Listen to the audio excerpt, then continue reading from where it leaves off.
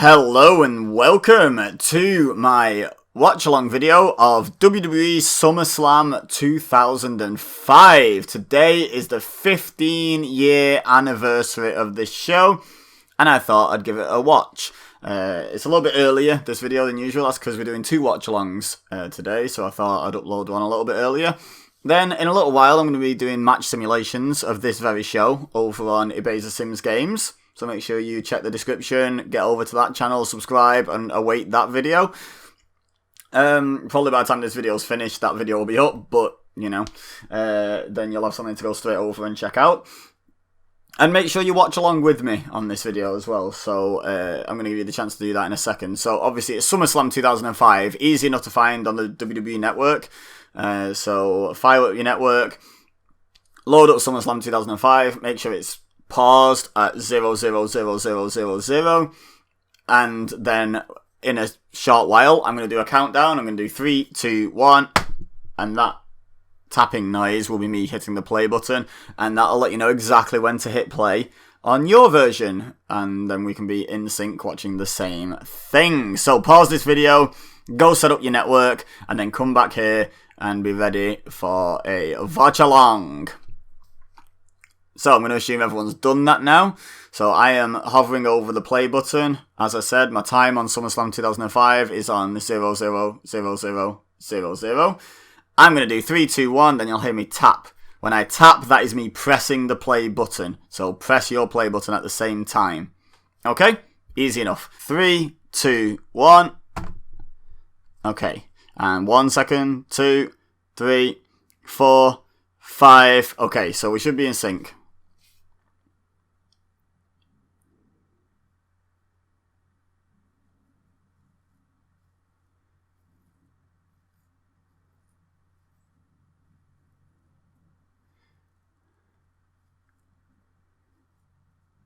What a really long introduction, and like maintaining the same level of hype all the way through. So, don't upset my American viewers, but for obvious reasons, I don't care about this bit. But I get why they're doing it. It's in DC. I don't remember them doing SummerSlam in DC. All I remember is New York and California. But, a lot of patriotism. A lot of patriotism going on.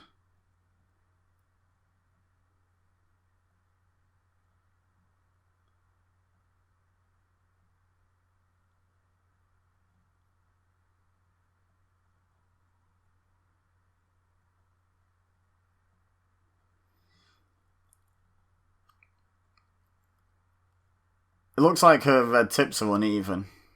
What's up with that? That's it. Hold up your American flag, then when you get on the screen, hold up your devil horns. It's a very rock and roll song, this.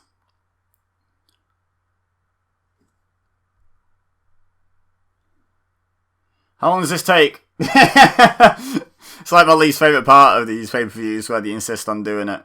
Because, like, I get you doing it for the live crowd and, oh, you're in DC and yada yada yada, but like a lot of your international, well, none of your international audience care, and a lot of your audience is international. Let's do it for the live crowd.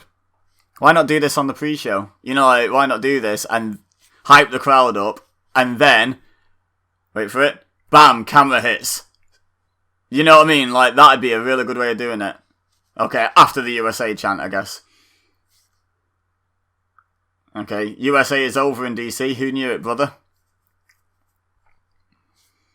At least we got through that. 2.5 minutes in, near enough now. Good. The show can begin. Now start the show with this. Like, that would have been perfect.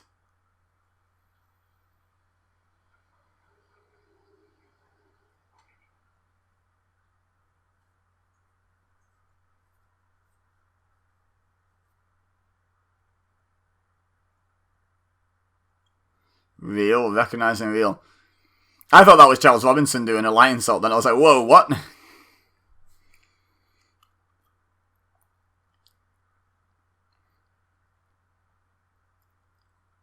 Uh-oh.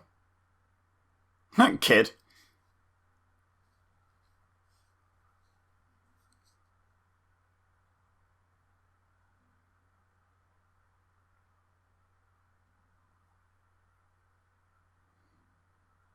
That face by Batista. Look at that outfit. I love JBL and his ridiculous outfits.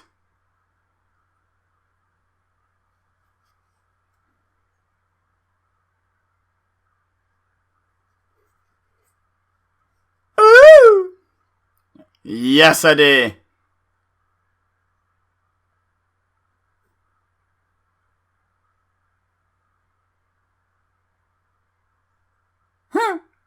Not in court, no. I mean, clearly he didn't, Matt.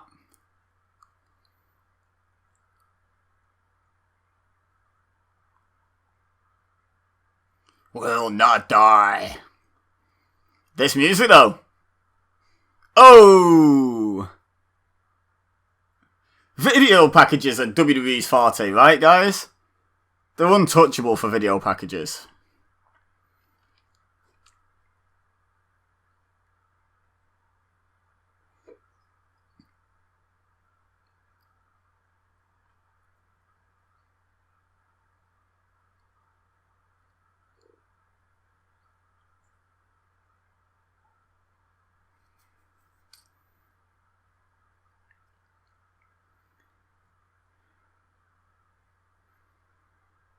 What you gonna do, brother?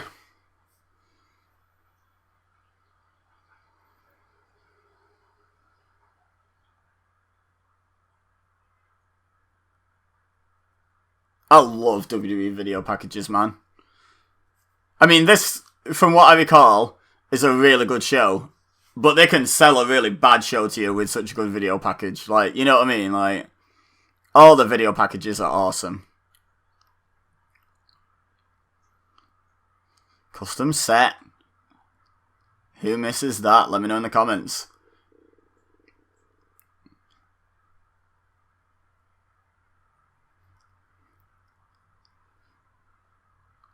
Good old JR.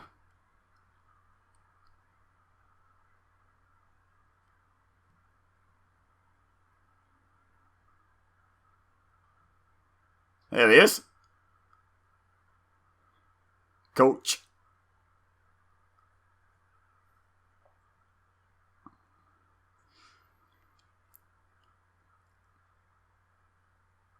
Spanish colleagues. Hugo Savinovich, there's a name. He's gone a bit loopy these days, hasn't he? Making up all these random wild accusations about WWE. And wrestlers and former wrestlers and stuff.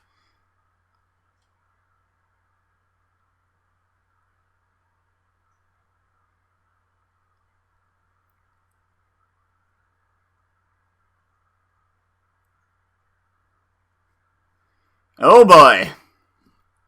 Oh boy! So, Orlando Jordan's getting set to fight no one for the United States Championship.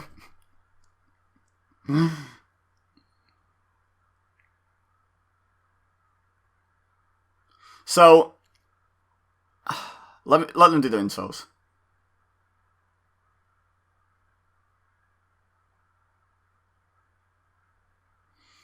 So, yeah, I know if there's going to be a topic of conversation in the comments, it's potentially this man. It's a very controversial topic of conversation. I'm not going to encourage that conversation. All I'm going to say is, if you need to have that conversation, please try and keep it respectful. Like, it's very obviously divided. There's two very clear sides. And let's just accept that. That's never going to change. We can discuss the two sides.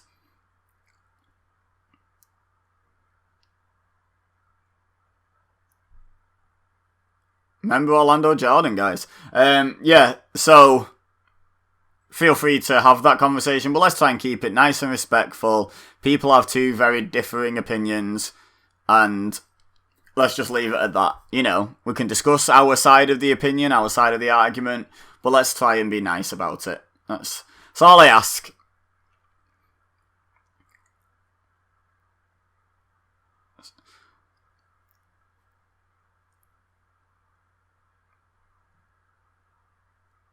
He's going to knock out Chris Benoit. Do I remember this rightly? Is this the match I remember? I have a feeling we're not going to have too long to discuss this topic, this controversial topic. If it's the match I remember.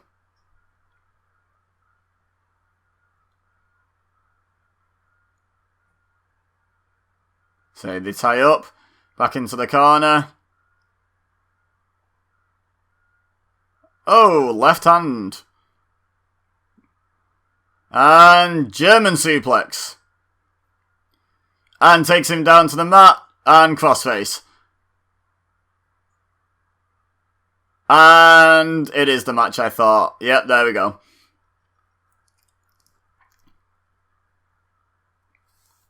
And it was like, whoa, what?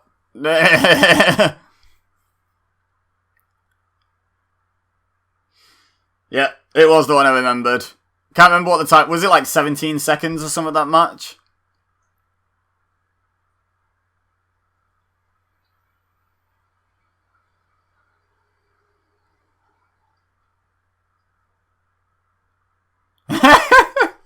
Oh, Taz and Michael Cole, an underrated commentator team, guys.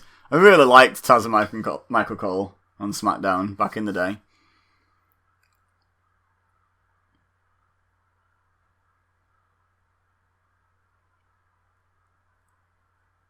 Oosh. A little dance. Yeah, it didn't go well for you, did it, like Jordan? Did I say Orton or Jordan? I meant Jordan. I'll take back again. I love this theme as well.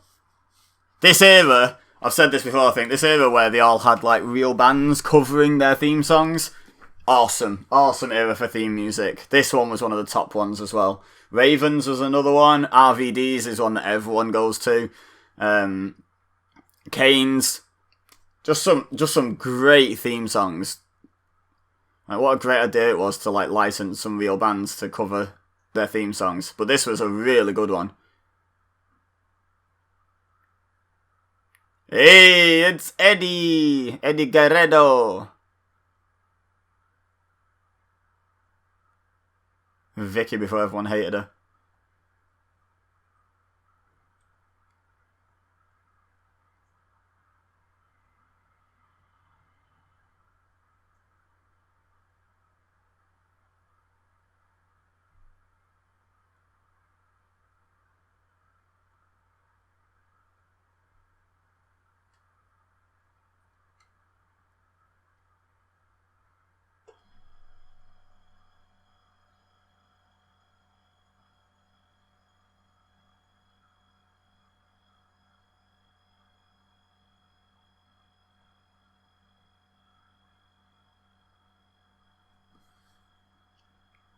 Babyface Vicky.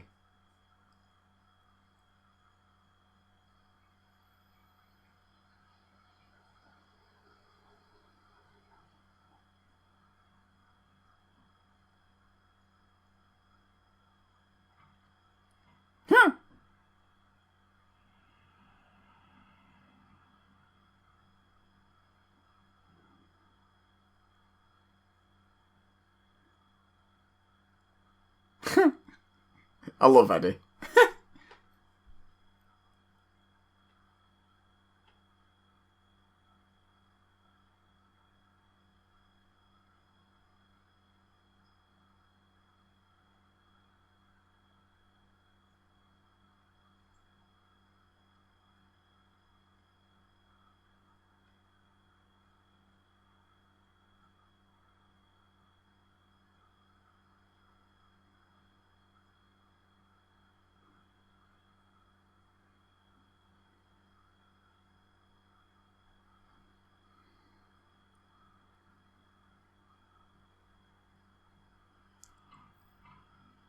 Vamonos. Trying to get heat on Eddie Guerrero. Yeah, he's playing a heel and he's great at playing a heel, but by this stage, just everyone loves Eddie Guerrero. And he's an excellent heel, but oh, what a talent. What a guy. Like, Eddie Guerrero, man.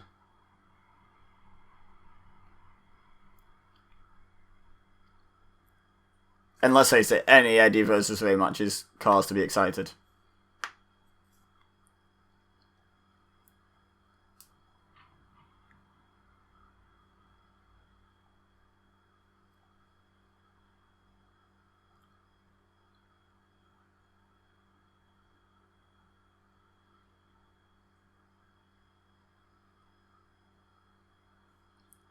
That's a nice touch. Nice gesture. Very good. Eddie stole my ringtone. What a strange sign. How does one steal a ringtone? Okay. Edge and Matt Hardy. What a 2005 feud. 2005 was wild, guys. We got Eddie Guerrero fighting Rey Mysterio for his son. We've got Edge fighting Matt Hardy over their girlfriend affair thing. That was a real thing. Like, wild 2005.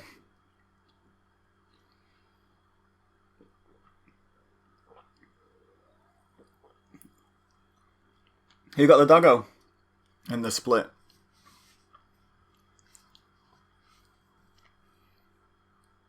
Maybe not always, eh?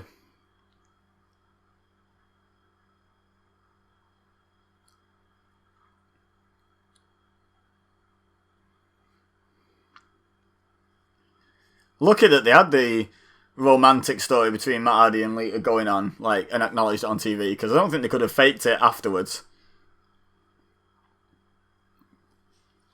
to make this storyline.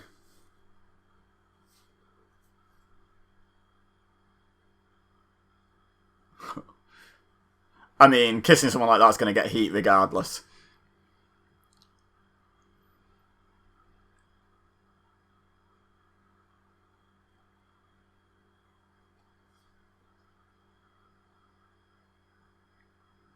Yuck. That's heat without it being someone else's girlfriend. Like, that's just... No one wants to watch that.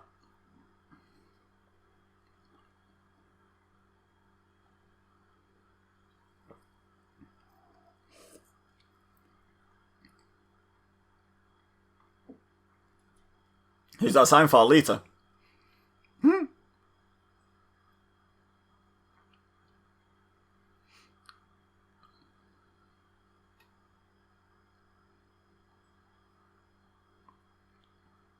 This story was awesome. Like, genuinely so good.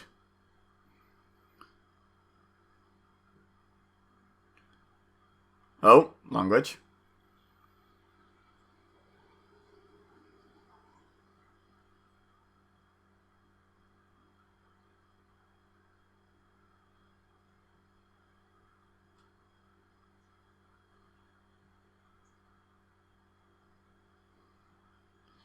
Why are you trying to pretend you're mad at Matt, Edge?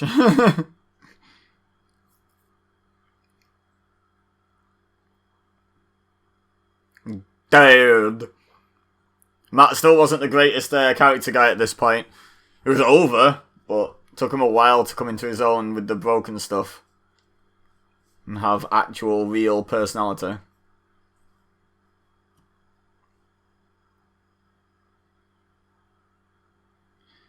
But what a great video package, what a great feud.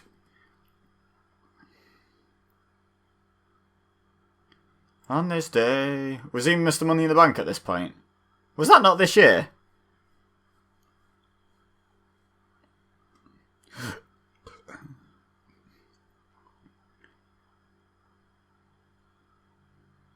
Okay, so there's no denying that Lita's a smoke show here, but personally I preferred Hardy Boys era Lita.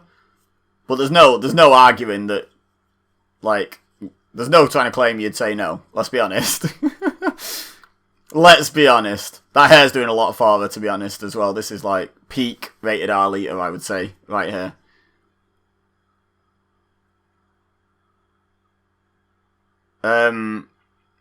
Yeah, so I'm a bit more of a fan of Hardy Boys era Lita, but there's no denying anything just that something good's going on in the ring there. What was I going to say, though? Oh, yeah, he didn't have his Money in the Bank briefcase with him. I'm sure he's missed the Money in the Bank here, because he won that at WrestleMania 21, and he cashed it in 2006, and we're still in 2005 here. Maybe they just decided to leave that out of story for this match. Why not just bring it to the ring, though? I don't know.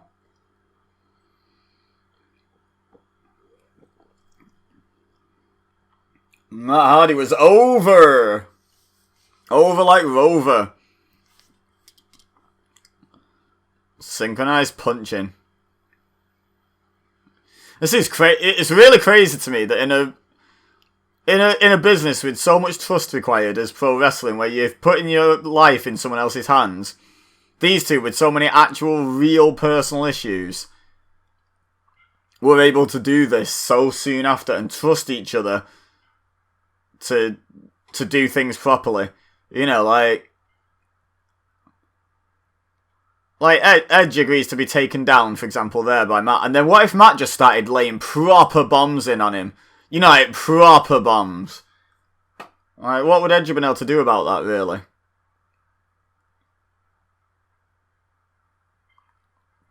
I mean, I've no doubt they were laying it in, A, to make it look more realistic, and B, because, let's face it, there was some real animosity. But there's a difference between laying it in and actually, you know, like, there's a difference between working stiff and just straight shooting. You know, I've no doubt they're working stiff, but how do you know the other one's not just going to shoot at some point?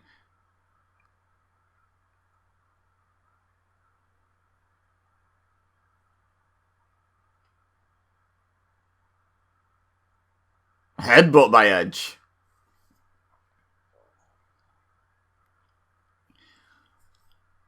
Peak Lita, by the way, is not King of the Ring, the show after King of the Ring in 2002, where she was accompanying, whichever one it was, where she was accompanying Jeff to fight Brock Lesnar. Whatever show that was, in 2002. That's Peak Lita. Go and watch that if you want to know what Peak Lita is. Let me know when your Peak Lita is. But, whoo-wee! No denying she's done something right here. Uh-oh, Edge running in, spear through the ropes. Oh! Just like at WrestleMania next year. They did it through a flaming table to Mick Foley. I totally forgot that he'd done that spot here.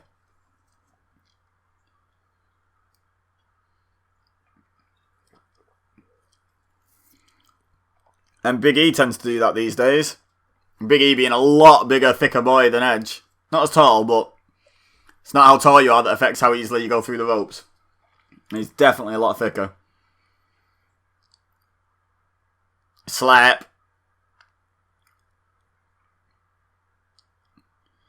It's a hot match. Like, this one isn't building. This one's going balls to the wall right from the start. Oof. It's clearly a working punch, but oh my god, like, each one he throws, Edge must be thinking, is this the one where he just cracks me in the nose? Like, throw it like a working punch, then turn it into a shooting punch right at the end. And you just don't know, do you? And you think Matt Hardy didn't have a job before this, like, oh, he looked like he proper ate that ring post.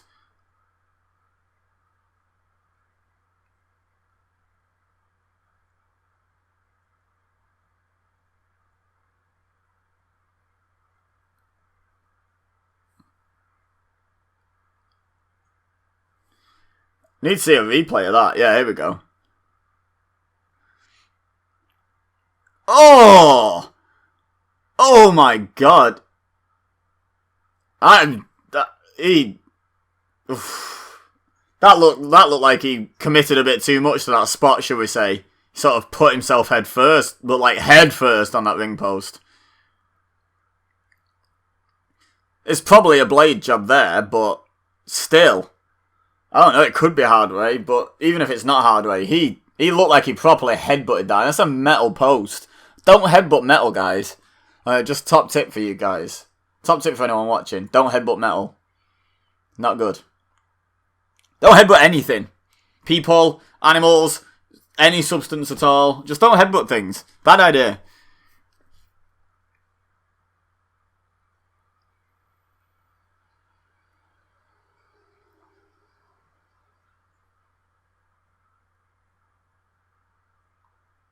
Just knees to the head now.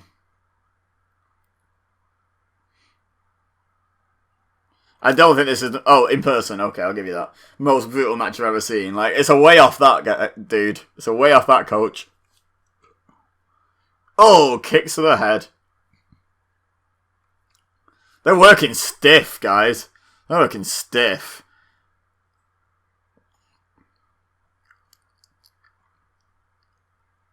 Edge having a great time. Matt, not so much. Oh!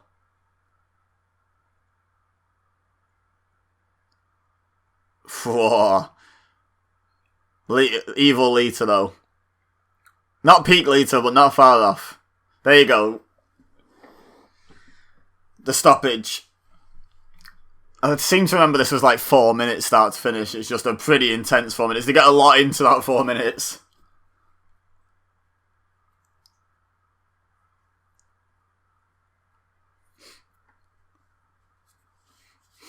See, that's an unpopular decision getting booed. But because it's the heel that won it, it looks like the heel's got loads of heat, so it's kind of smart in a way. And obviously this isn't the end of that feud, but...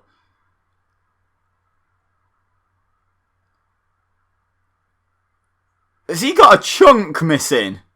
He looked like he had a... Look at his head. His head's...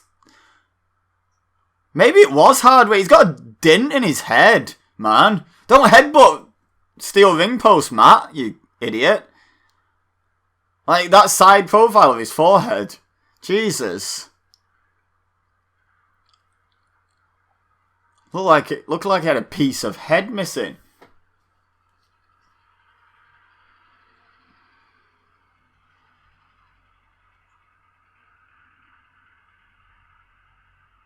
Let me, I want to Google this.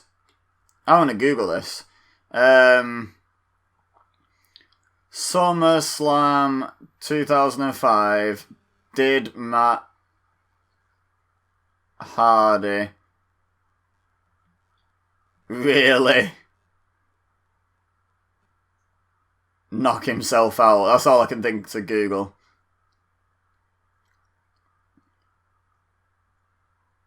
How did Matt Hardy become broken? Yeah, I think this match might have been the start of it.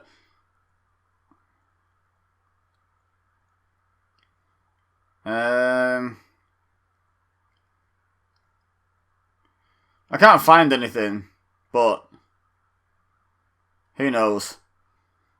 Oh!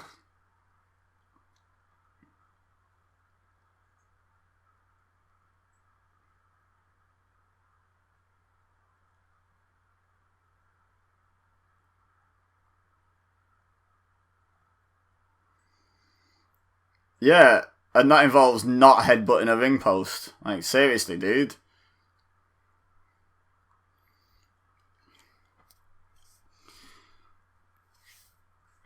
Brutal match. When I googled that, I found a lot of people sort of pooing all over that match, you know, not a fan. I'm like, that's good storytelling, that. It's personal. It shouldn't go 25 minutes and be a technical masterclass. It should go 5 minutes and be a fight that ends in a stoppage because one goes too far on the other. I get that. That's good.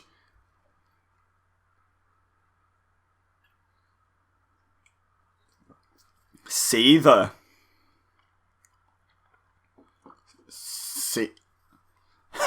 Silly girl pants Michael Cole. Okay.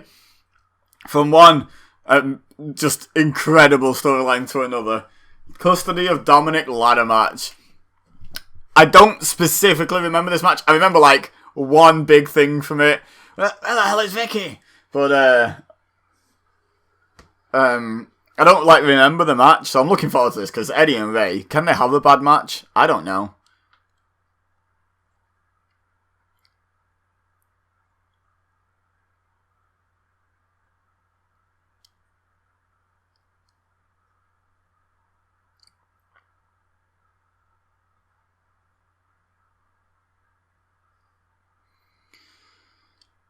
What a storyline. Like, again, this is kind of... I imagine this is quite a Marmite storyline. Quite a... You either love it or you hate it. And genuinely, I think most people hate it. Genuinely, I really don't. I think it's brilliant. I think it's like, so OTT, but it's wrestling. Wrestling, guys.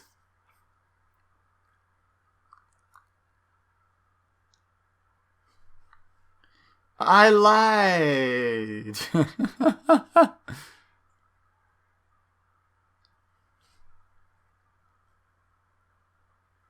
I'm your papi.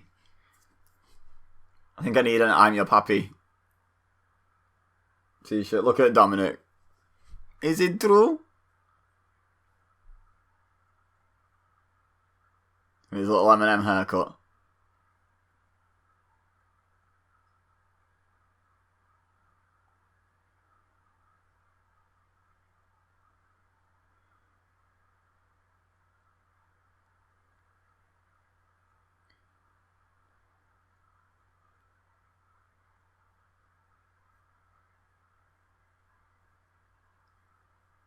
What a wild story. What a wild career Rey Mysterio's had.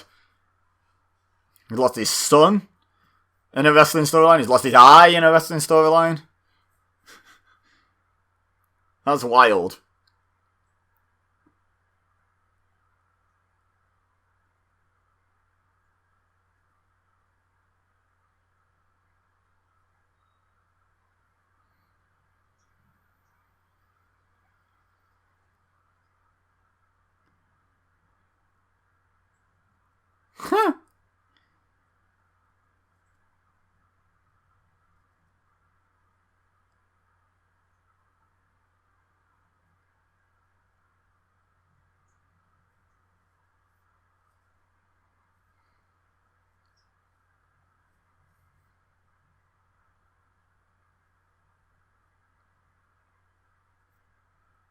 Oh!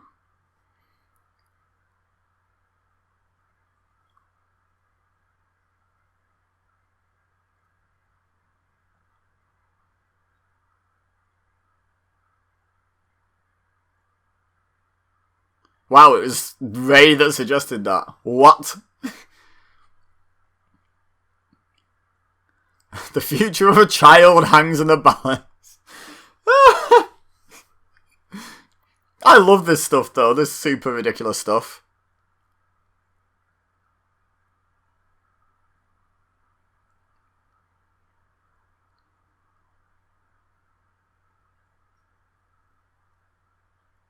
Babby. Wild. Absolutely wild.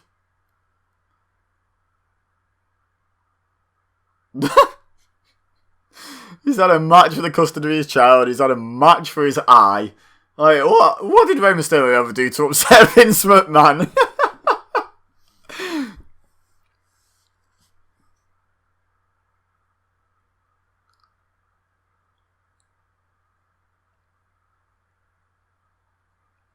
Oh yeah, the heel Eddie Guerrero music.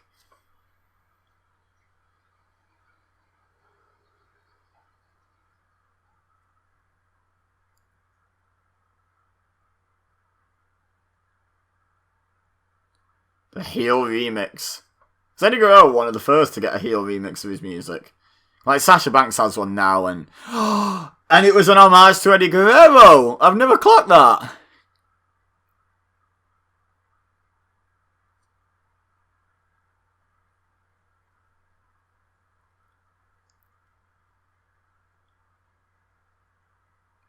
Damn, Eddie was such a good heel, but at this stage in his career, after everything he went through and how happy everyone was he won the WWE title, I don't know if this was the right time.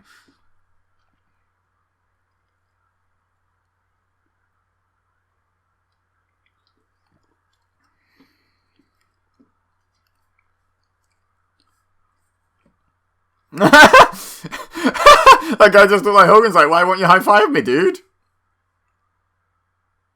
Oh, he goes to Dominic. Oh, that Hulkamania kid's not happy.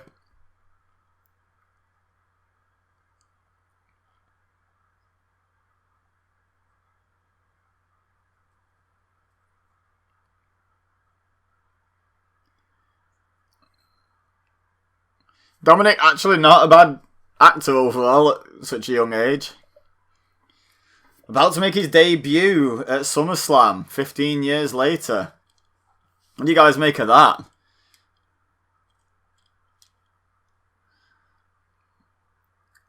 Should he have paid his dues? Should, you know, like, getting a SummerSlam. I mean, he's kind of paid his dues with that kendo stick segment, should we call it. But still. Wild.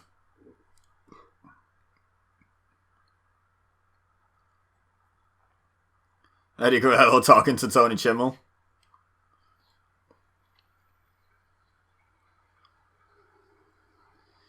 Who's that jumping out the sky? He might be fighting for the custody of his child, but he's still got time to be loaded into that springboard thing under the stage.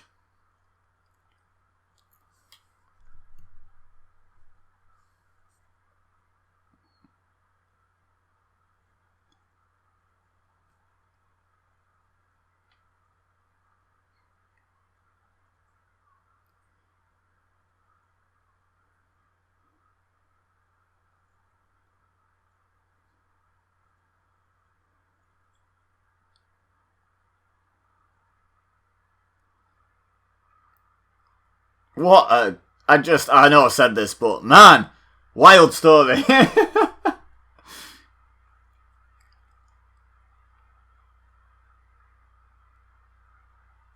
Who are these people in all the matching shirts on the front? Well, what's their deal?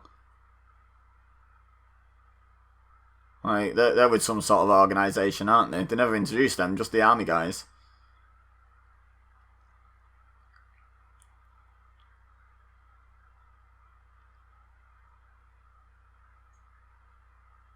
Glances at the camera. Ah.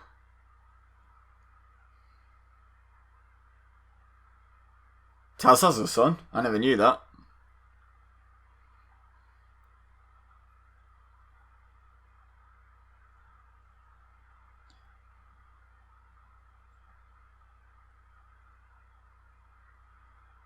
God, they're all getting too real here.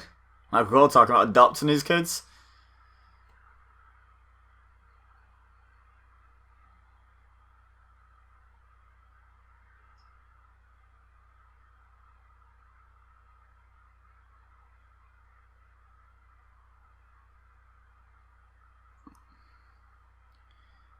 Look at that guy on the phone in the background.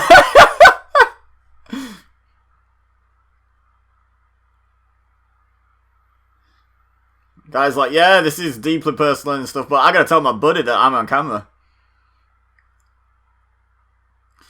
Okay, now that all the shenanigans are over with, we can let Eddie Guerrero and Rey Mysterio have a match. Let's do this.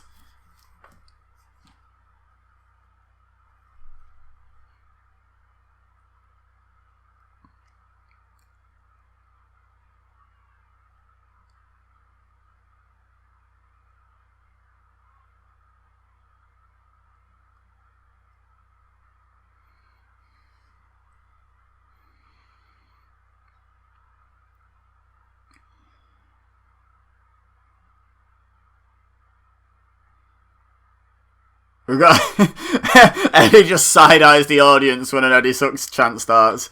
Brilliant. Eddie Guerrero was so good, guys. So good. He might be in my top 5 favourites ever. He might. It might just be. Let me know in the comments who's your top 5 favourites ever. Oh, knee to the gut. It's not a cheap shot, is it? It was face to face and he threw the first blow. Like, shut up, Michael Cole. Oh. Belly to back suplex. Nice.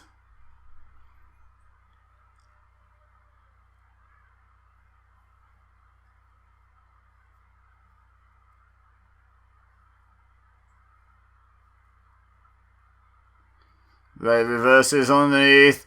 Monkey flip.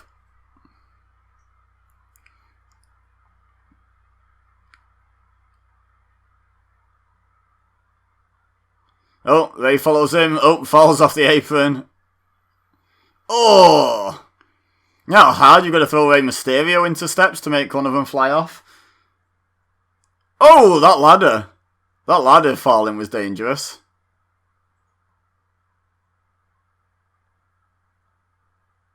Went towards the fans, the top of that ladder.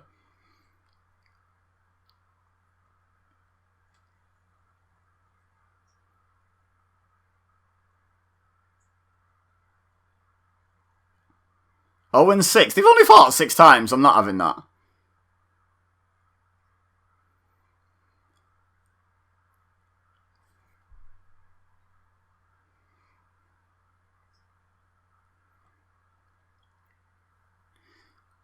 Taking his sweet time. Where's your sense of urgency, Eddie?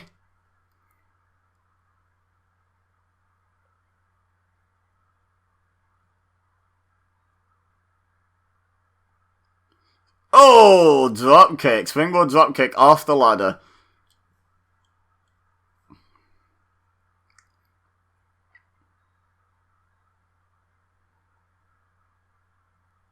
Highest low dropkick ever.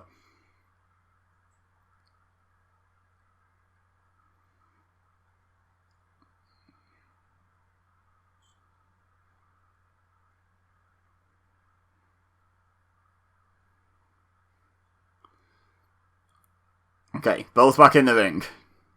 Sorry guys, went quiet for a bit. Just sort of trying to figure out what they're doing. And just sort of... I might be quiet in this one, just enjoying this match, but I'll try and remember to talk over it. Rey fighting back with right hands, throws Eddie out.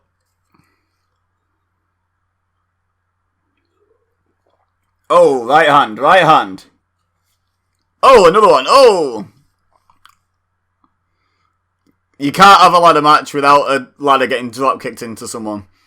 As they go to put it in the ring, you need a baseball slide drop kick spot in every ladder match. That's fact. So there you go. Tick that one off the list. We're good. Hey, let's have a replay of it. Oosh. Oh, seated senton over it, and somehow that ladder didn't hit Rey in the back of the head. Not entirely sure how, to be honest. Is there blood on the floor behind Eddie?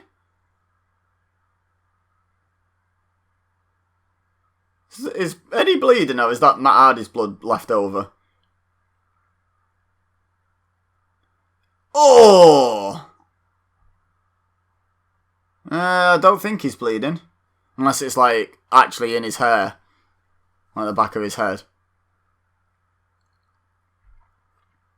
He's behind you. Oh no, he isn't. He's in front of you.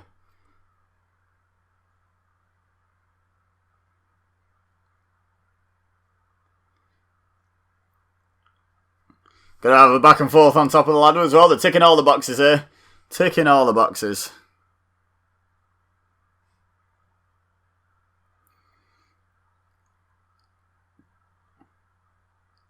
Eddie's got his hand on the briefcase. I'd have hit him square in the nuts. There's no point in being honourable in this match and with these stakes, Ray. Uh-oh. Oh! Kind of botched that, but it still looked pretty brutal. Just didn't stick the landing quite right, did you there, Eddie?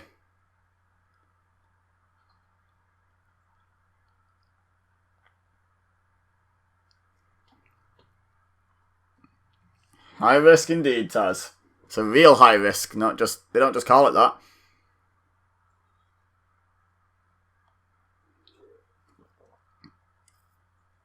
Oh, oh!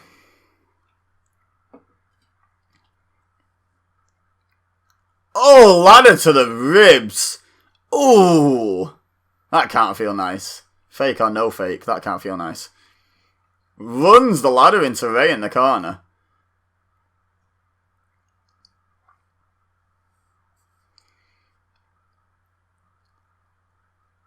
Now where's Eddie going? He's decided he'd rather have this ladder. This is the thing that gets me with ladder matches. Like, make it logical where you've got two ladders in the ring. Like there, why would Eddie go for a different ladder when he just had hold of one? Get it. Oh, drop kicks that original ladder back into Rey's face.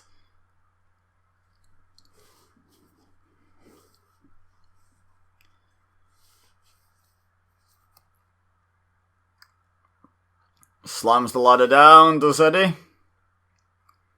Scoop and a slam onto the ladder.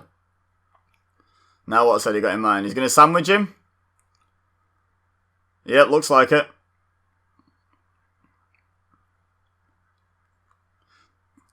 Like, why? Why would you do this? Because you're going to land on ladder. Oh! Surely you'd rather just land on Rey and he lands on ladder, though. That's going to hurt Eddie's back. Silly Eddie. Silly Eddie.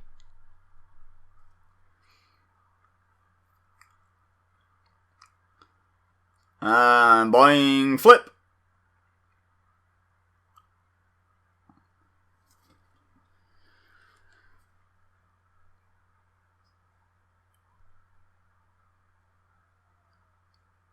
Back to the corner spots.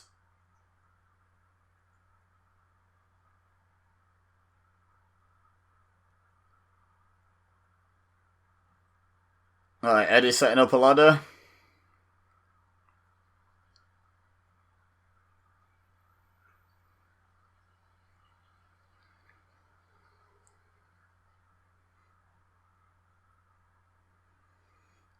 Uh oh, I see what they've built to here. Guerrero's up. Rey lays in the ladder.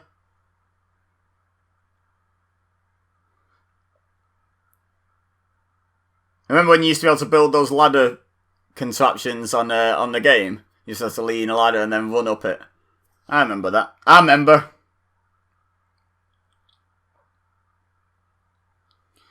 Oh my, oh!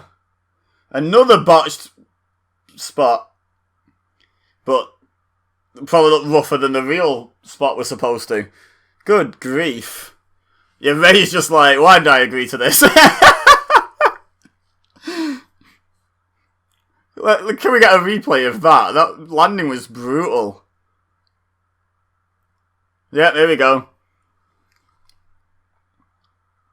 Yeah, it was supposed to be a backdrop, but it took the ladder that Rey was on down. And Rey just, like, landed on, like, the edge. The bit that doesn't have any give in it. Crazy. Crazy spot. And Rey was not ready for that fall. Oh! Like, Eddie knew he was about to take that fall. Rey didn't.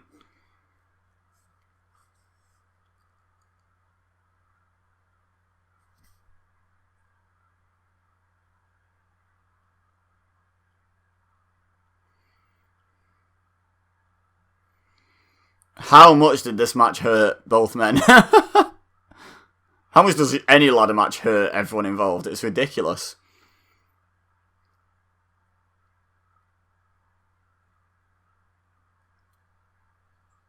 Oh, kick to the gut by Rey. And another one. Uh-oh. Oh! Alley-oop by Eddie Guerrero into the ladder. So definitely not Eddie and Rey's best match, but again, are Eddie and Rey capable of a bad match? A couple of botches don't make a match bad. Look at that.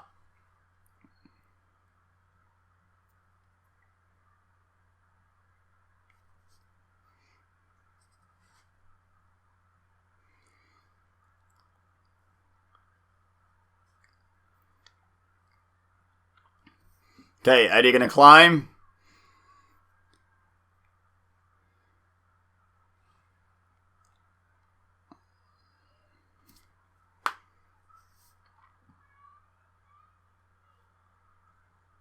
Oh, here comes Dominic. Dominic's shaking the ladder. Bless him.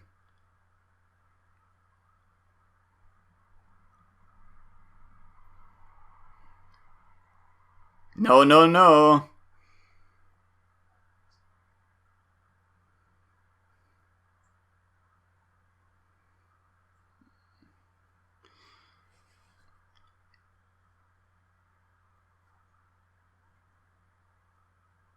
Don't you know I could have fallen? I think that was the idea. Give me a hug. No.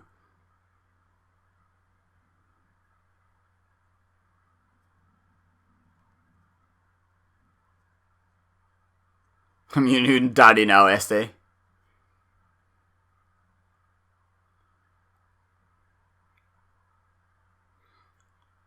Well, Eddie Guerrero just threatened to strike a child on TV. Save badly made by Rey, but he got there. Back body drop.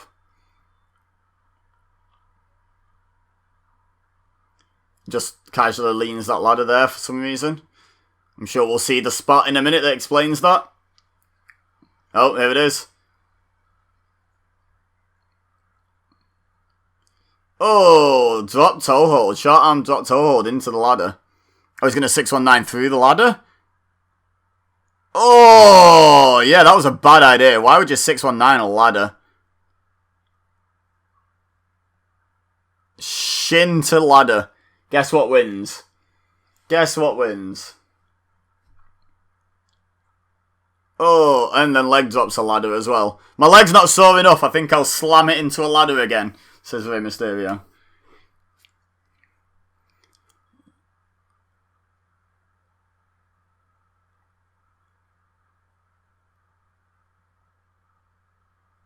Right, watch this connection between shin and ladder, if we get to see that bit again. Oh! Oh, cringe. He could have just broke his leg. Like, granted, he probably wasn't kicking it that hard, but oh, you have to put some force in just to do the 619, to swing round. I wonder how much pain Rey was in after this. Because he's taken some solid shots, some bumps, and some horrific shots with ladders and stuff. What the hell are they doing? I don't remember this spot. Oh, I'm so glad that one went right. That was the riskiest one of the lot. Good grief. Ray's just happy that that spot came off. Can't even hide it. It's like, oh my god, that was amazing.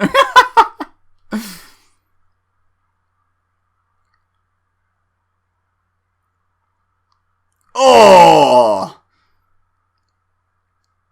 Great spot.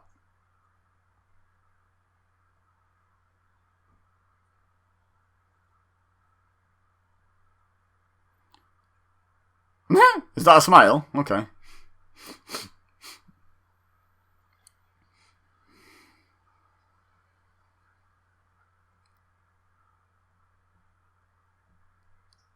Oh.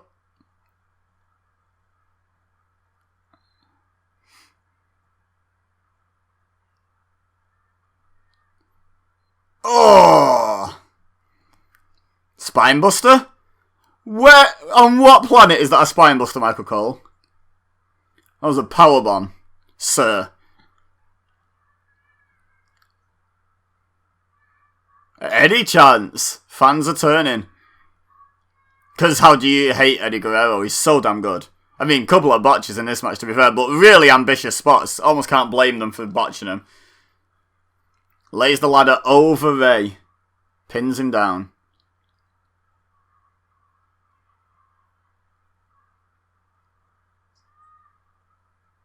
Jams him under.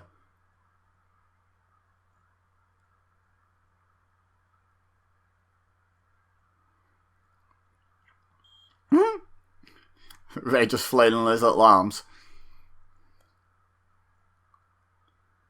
How do you pin someone in a ladder match? What? Just pin him. Eddie's just like, I think I'd like this match to finish by pinfall now, please, ref. And the rest are like, yeah, that sounds fine. Shut up, Taz. What a stupid call.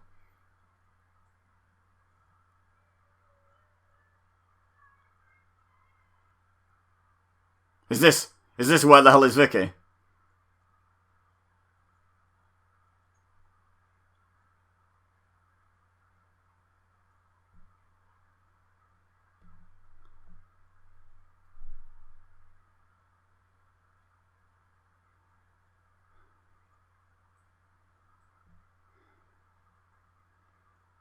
Oh, Ray's shaking the ladder. This isn't where the hell is Vicky, not yet. So he's doing a dangle spot now. Oh, he goes on the other side!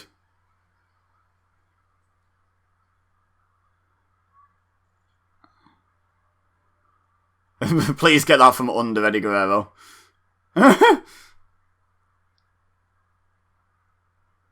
Oh, on a single leg on the landing. Oh! Oh, you could have got Sid Vicious. Oh, yeah, he's not happy. That landing hurt. Oh!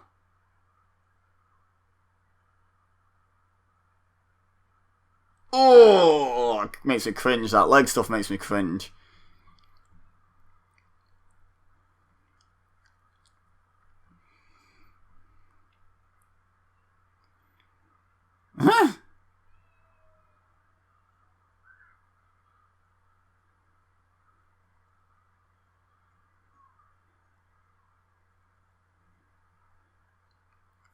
Oh my god, you can't even, like, deliver a kick. Oh. Okay, maybe you can. He's managing to do 3 amigos. Oh. I'm pretty sure Eddie hit the ladder as well there. 3rd amigo onto the ladder. Ouch. Ouch.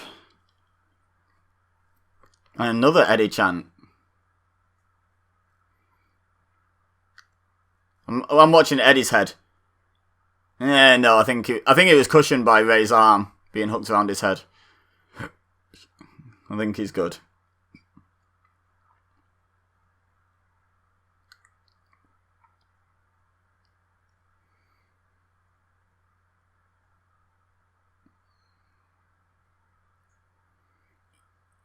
Is Eddie selling, or is Eddie just like barely able to put any weight on that leg?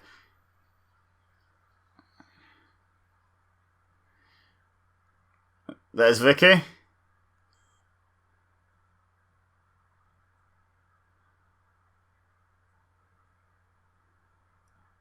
So when did the "where the hell is Vicky" line come in? Unless it got cleverly cut out of the network version. That's like infamous, the "where the hell is Vicky."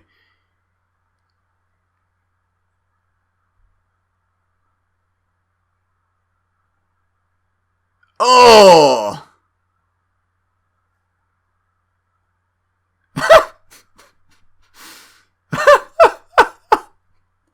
Oh, wild spot when you put that in context. Woman wants to adopt child so little that she assaults husband to stop him doing it. Like, and it's her husband's blood child as well. What the hell?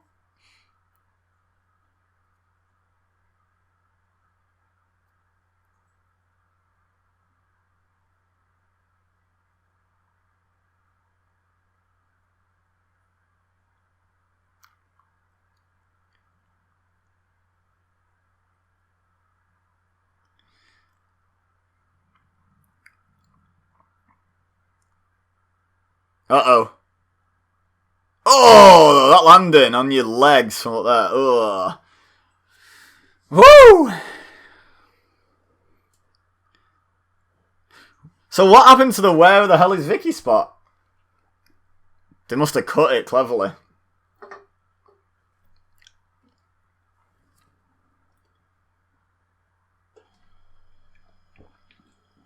I would not have pulled Dominic into the ring and turned my back on Eddie right at that moment if this were real.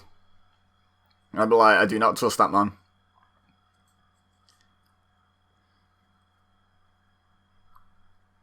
She's like, thank God this storyline's finally over.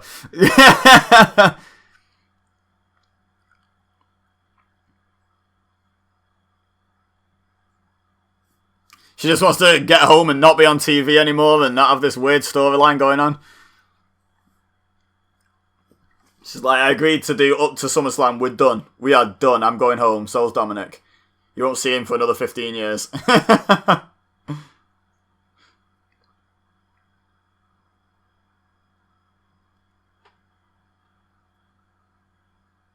Eddie Guerrero is livid. I bet both men are so sore after that match. Good grief. Good grief. Oh! One for good measure, eh? One for good measure.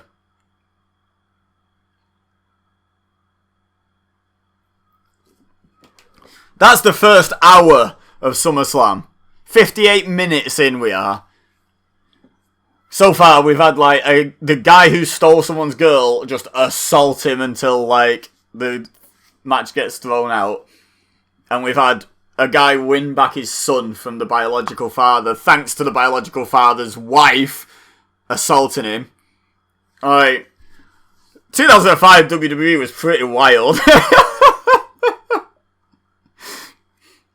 Oh, man. What even happened in the first match? I've, like, forgotten the first match. What was it? What the hell was the first match?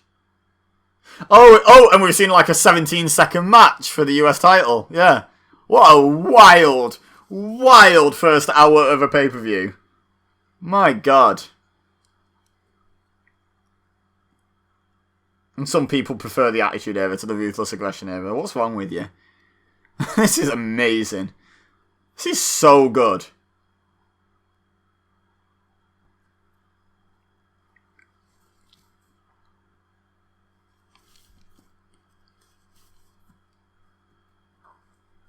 What a time in wrestling. Oh, hello.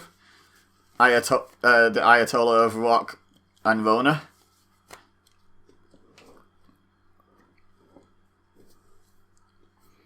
Yeah, I'm sure the one against Rock and Austin in the same night wasn't bigger. Todd.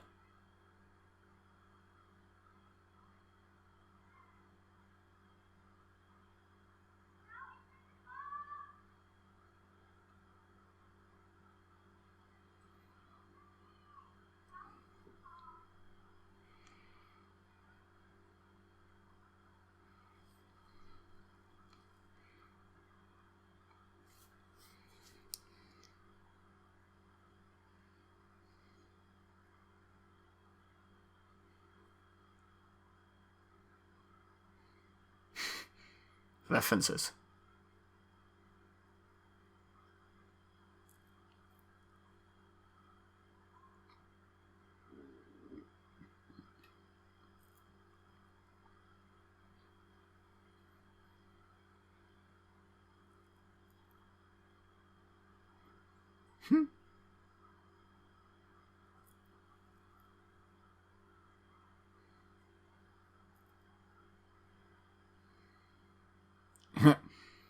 Maybe. If you ever get allowed back.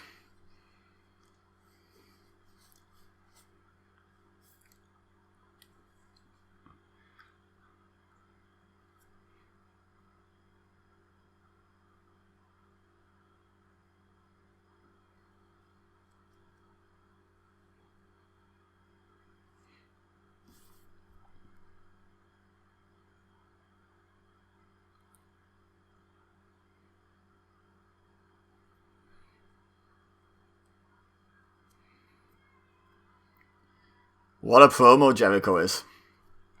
Oh my god, okay. I was going to talk about this interesting theory I saw on what WWE did wrong. Christy Hemme! That's not something WWE did wrong. Mine goodness.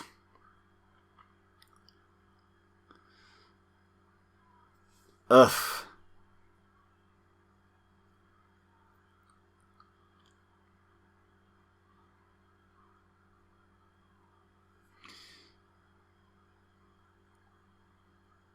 That's a good question, King. Yeah, so there's a good theory I saw online recently. I think it was a YouTube video someone posted. And I'd never thought of this side of what WWE did wrong with John Cena before. How they managed to turn the whole crowd against him. And it was really interesting. But I'm going to try and remember to talk about that during the Cena match. Because like I don't want to do Eugene a disservice by disregarding this first ballot Hall of Famer. Speaking of first ballot Hall of Famers with no hint of sarcasm...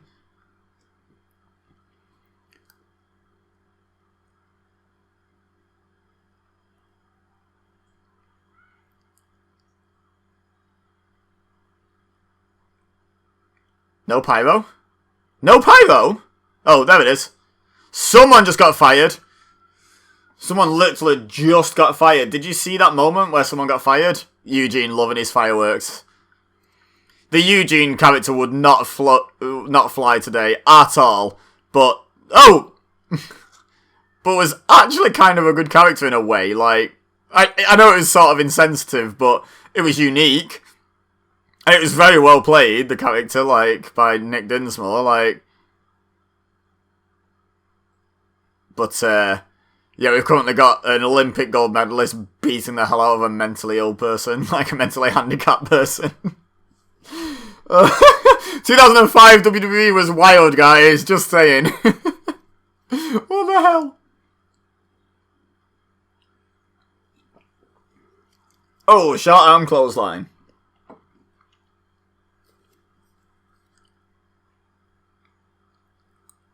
Slap. Another short arm clothesline to Eugene.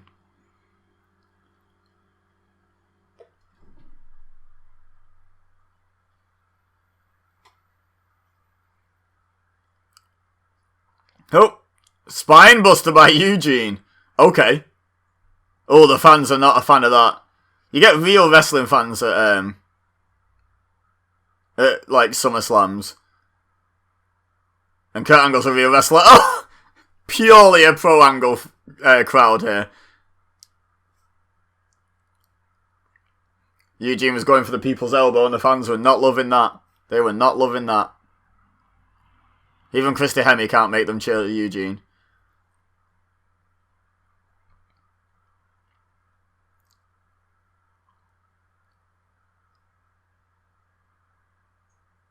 Let's go Angle. Yep, pretty unanimously let's go Angle. German suplex. And another one. DJ Khaled. DJ Khaled! How's that not a cover? How's that illegal, ref? It was in his face.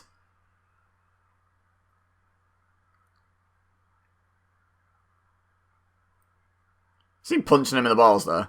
I'm guessing not, because the referee just qualifying, but it kind of looked like it.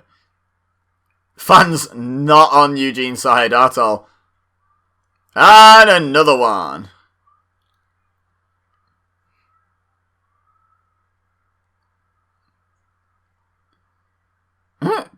Big two sign. Nice. More front rowers need that in their lives. They need to bring a 2 sign. Did he just spit on him? Well, that wasn't very nice, was it? That wasn't very nice.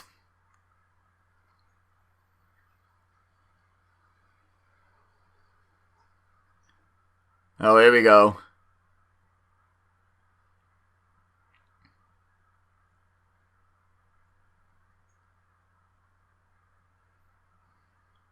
Eugene hulking up. Because obviously if you're mentally ill, you can't be hurt by slamming your head into something. Rock bottom.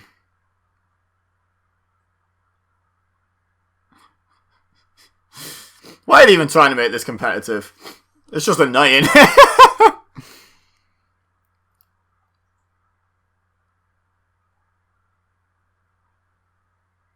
Goes for the stunner. Angle pushes him off. Kick. And Angle slam. No, not an Angle slam. Ducks the clothesline. Stunner.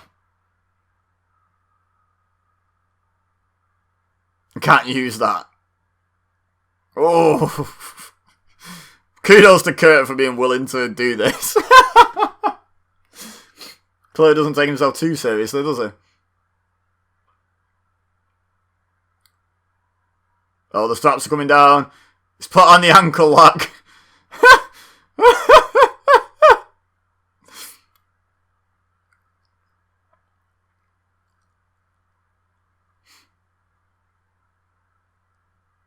Olympic slam. And he's on his front, so I wonder what's going to happen now. Fans are going to cheer. That's what's going to happen now. Here we go. Zagging back. There we go. Whew.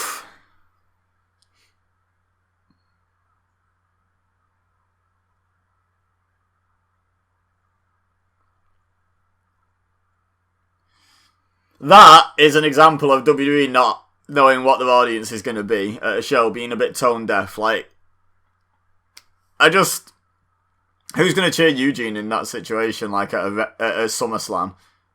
Like, maybe on a Raw or something, but like, or SmackDown, whichever show they're on at the moment.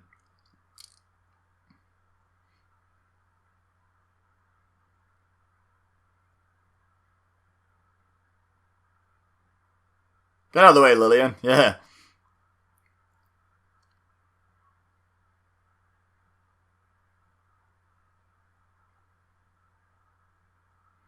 Krista getting in the way, like that's going to stop Angle.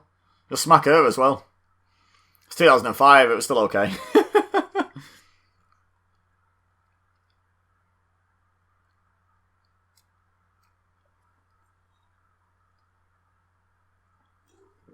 See, all he wanted to do was clear the ring.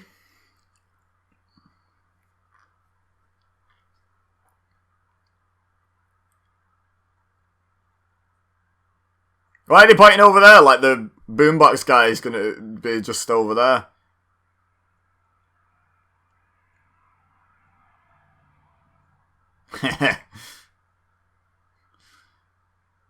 And everyone's just like, we don't care how heelish this is. We love it. Look at them all. They're at least accepting that the crowd are on his side tonight. Usually the commentators try and sort of disregard it when the crowd are misbehaving. Or call them, you know, call it Bizarro World, or, you know, call them strange fans or something. It's like, no.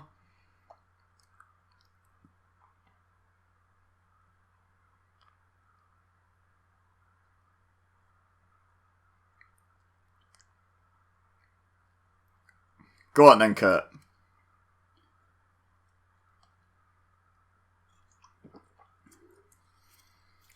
Not exactly a feature moment on the card, but still a moment.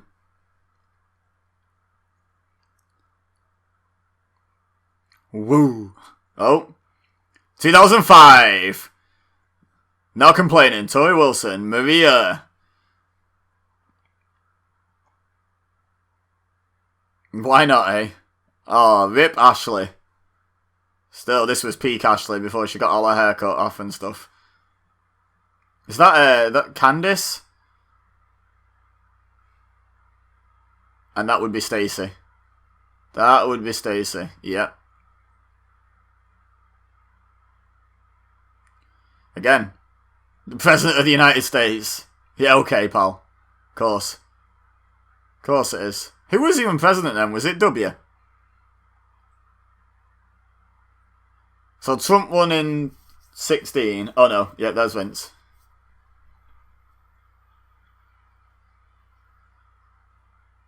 "2020 will answer that question for you, Vince." 2020 will answer that question.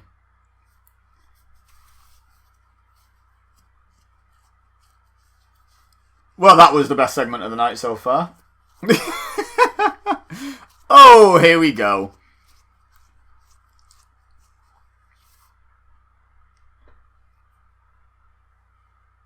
Yeah, some talent in that women's division, that Divas division, if you know what I mean. Back in 2005, didn't they? Tori, Maria, whoever was next to Maria. I already can't remember. Candice and... Oh, Ashley. Sorry, R.I.P. Ashley.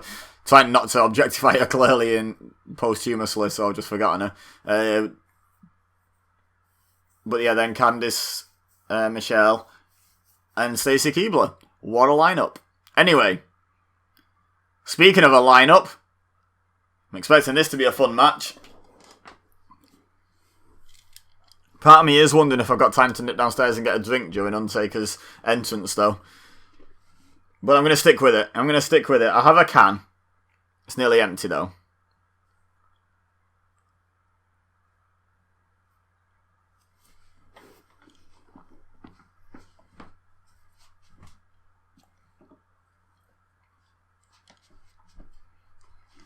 $3.05 at this point, eh?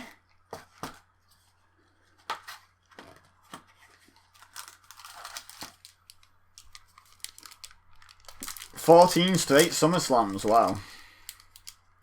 Pretty impressive.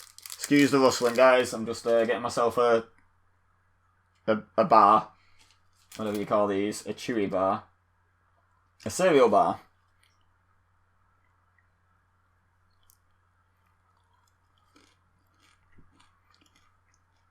Gotta eat. It's a 3-hour video, guys. Gotta eat.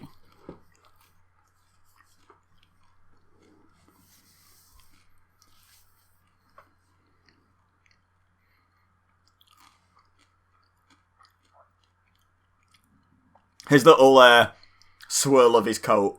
You big poser. Hey, I just realised he came out first. Wouldn't usually come out first. But I've already recorded the match simulations. And I had him set to come out first in that. And commented on the fact that Undertaker never comes out first. He likes his opponent to watch this and witness it from across the ring. And yet, here he is. He did it in real life. No way.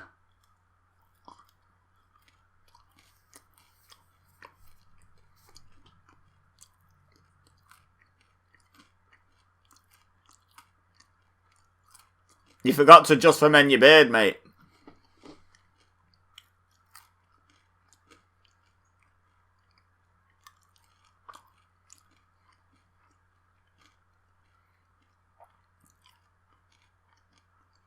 I came to see RKO. R.I.P. Randy Orton. Those two people are conflicted, considering how close they are to each other. Oh, that Mercy Drive music, yes.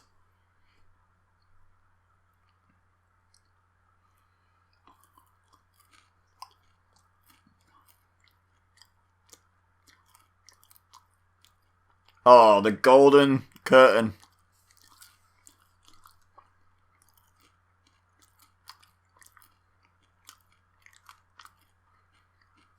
Baby Orton, yes.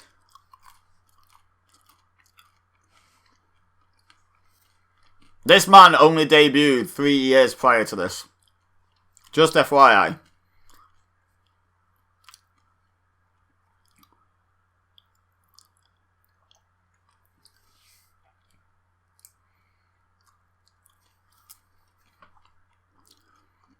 So no entrance shenanigans. So why did they have Orton come in second? Interesting.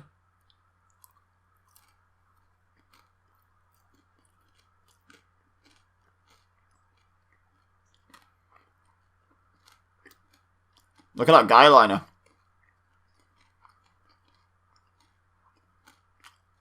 Was Taz been against The Undertaker? Really? I don't remember that.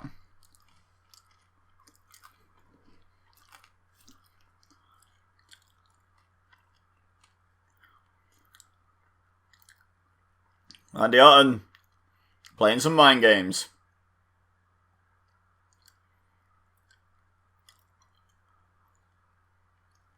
Okay, he fought the American Badass in late 2001 on SmackDown.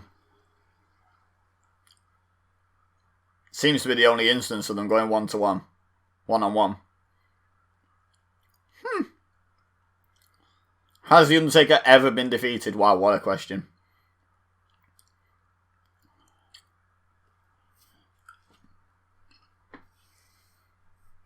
Orton using his speed. Baiting in The Undertaker.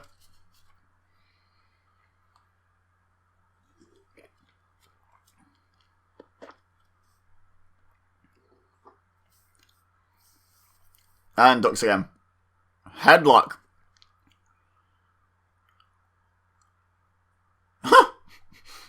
Orton been utilising the side headlock a lot. Like it's like a signature move or something. Off the ropes. And shoulder tackle goes badly for Orton.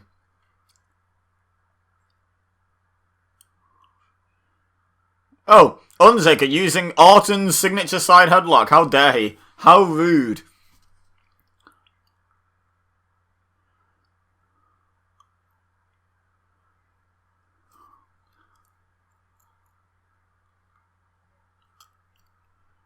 Oh.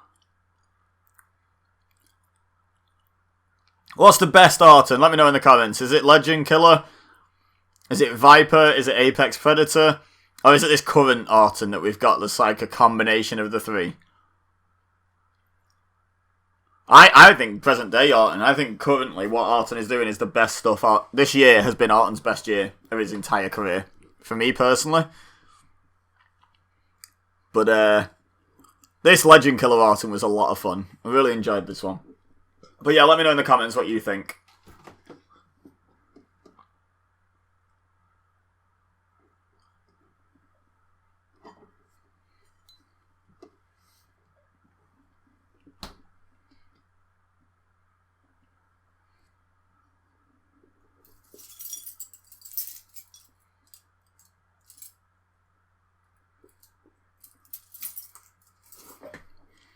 Working on that shoulder. Going old school.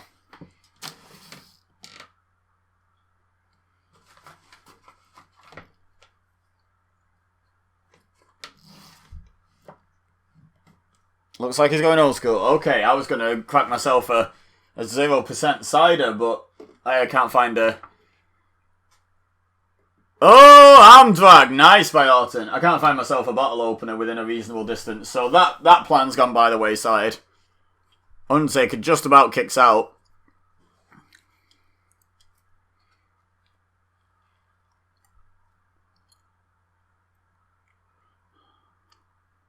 Who did? Never heard of him.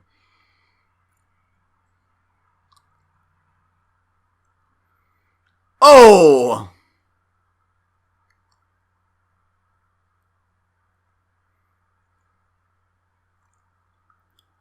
Uh-oh.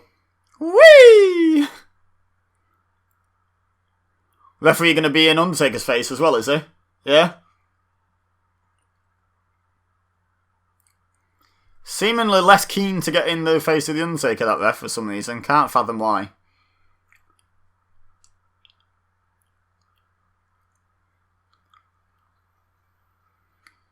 That is indeed a boot. Oh, that...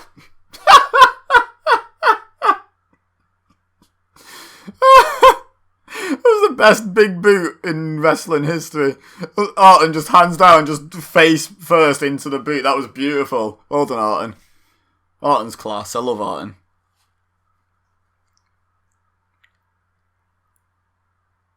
Oh.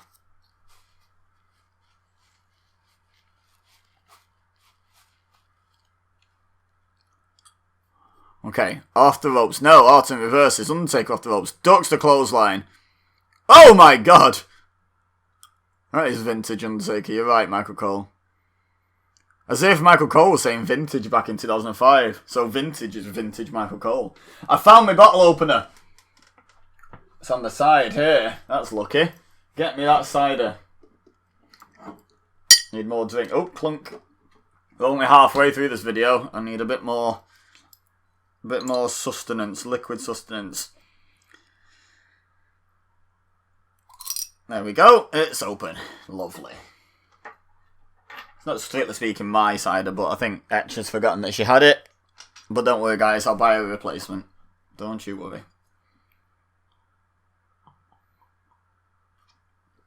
Referee's out of here.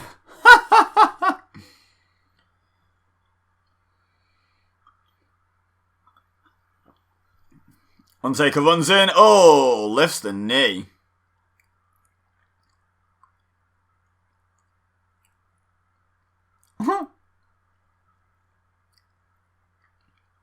Oh, not having a good time. Gonna have a bad time. There's a slap. Oh! Oh, let's not forget when I was talking about the car washing scene when I said they've got a lot of talent. We've also seen Lita and Christy Hemme on this show. This era, as much as it was better for wrestling than the Attitude Era, might have been better for the eye candy element as well than the Attitude Era. Don't at me. I'll fight you in the comments. Just better in every element.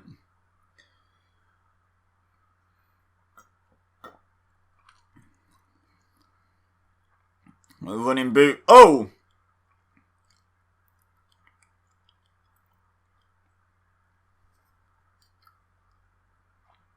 It was smart. Kick him in the leg. Kick him in the leg.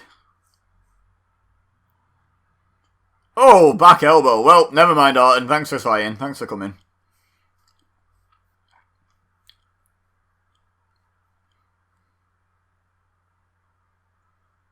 How much slower do you want it? Oh, DDT. Long before the rope hung draping DDT was a thing for Orton. Undertaker. Oh, that was a good answer. That was nice. I like that.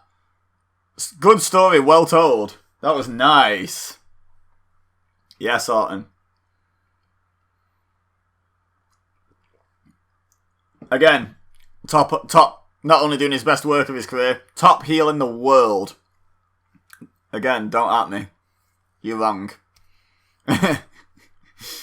But feel free to offer your incorrect opinions in the comments anyway. But yeah, Orton is the top heel in the world in 2020. Crazy.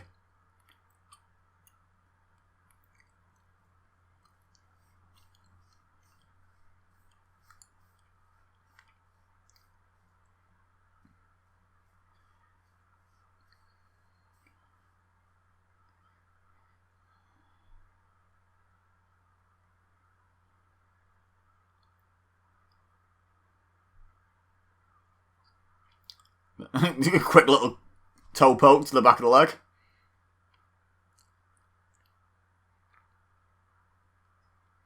Undertaker, put your milk bottle leg away.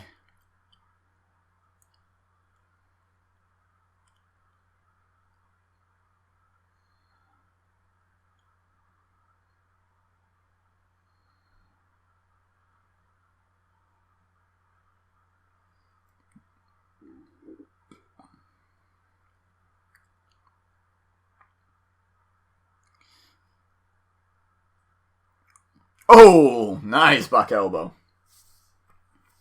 Picked his spot. Pushes the referee out of the way. By the face. Little details like that are what make Orton so damn good. I love him. He's so good. Even now, even at this stage that we're watching right now, where he's only 3 years into his WWE career. Just so good.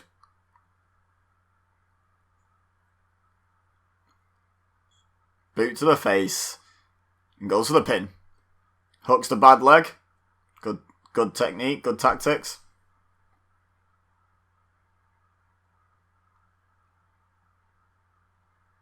He's hurt. He's hurt.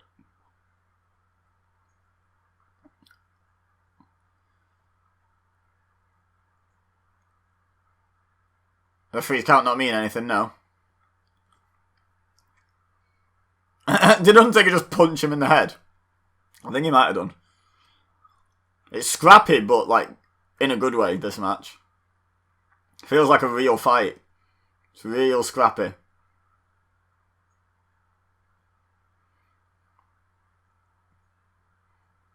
Power slam. Undertaker's shoulder didn't even come off the mat there. Just because he waved his arm doesn't mean he kicked out. Nice. They thought he was going for the figure four. But no. Just a step over toe hold. Nice.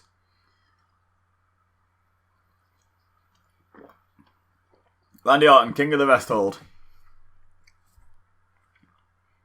I don't even mean that sarcastically. Actually, king of the rest hold knows when to use and which ones to use.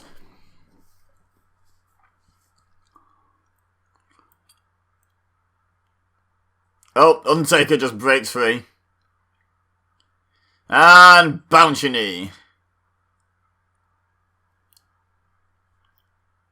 Patella of the kneecap patella. Thank you, Taz. Thank you, Dr. Taz.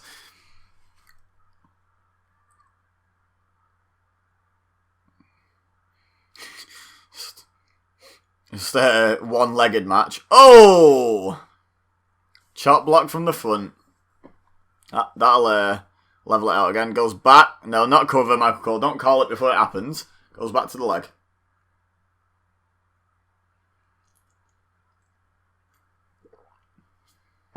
Get off the face. Yeah, you're confident shouting at the Undertaker now, aren't you, ref?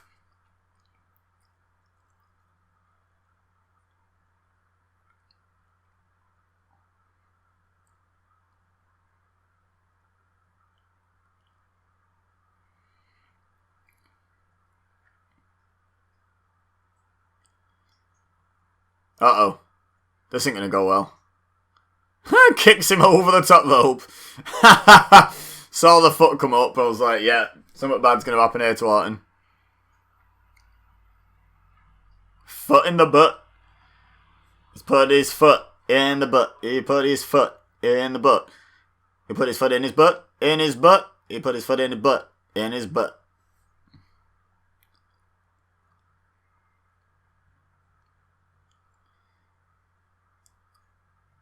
Hobble, hobble, hobble.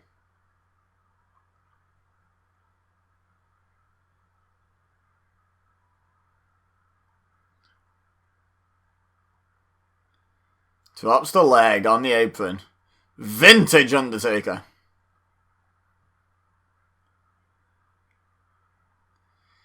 Gotta be hurting for certain, hasn't he, Taz? Hurting for certain.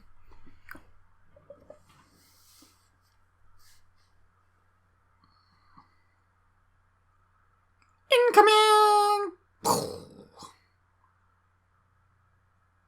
He usually gets more hype, but his legs are good. Why would you go for old school? Are you stupid, Undertaker?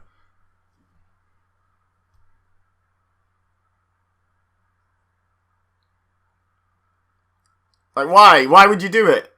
Again, just because you can doesn't mean you should.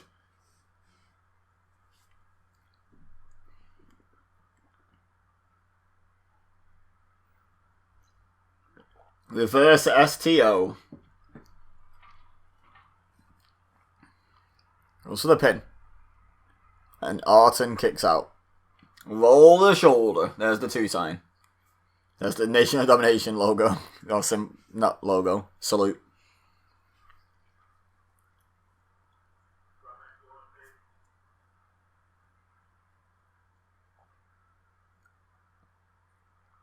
Fires him across. And hits the turnbuckle. Undertaker scoops him up. Snake Eyes. Oh, nice. Counters the big boot. Follow up with a drop kick though, does Orton. Very nice, very nice. Huh. Orton's face in the background there on that shot. Orton's so good. He's 3 years in, guys, at this point. He's so good already. It's crazy. Nope. Oh!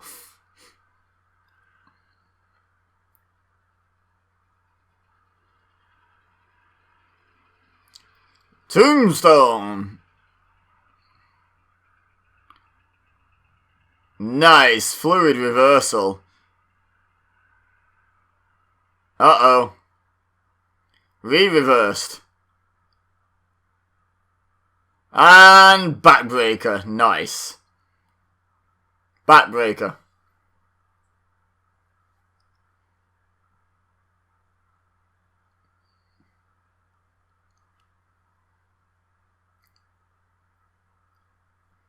It's a really fun match. Really fun match.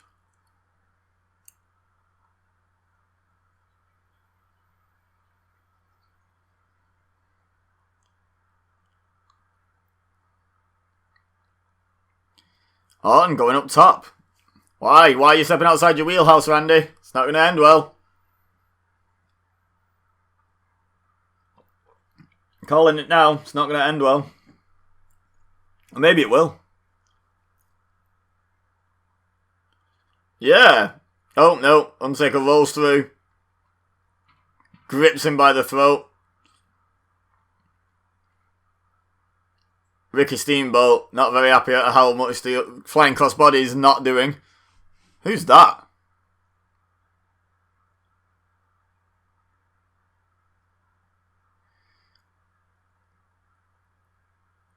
Oh, is it? Is it Bob Orton? Is this where Bob gets introduced?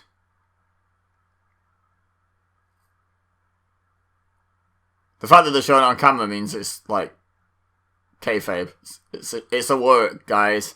It's a work.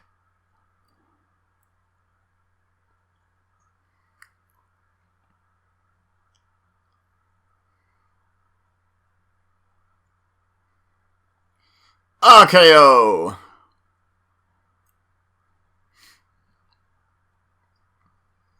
And a pin. Nice.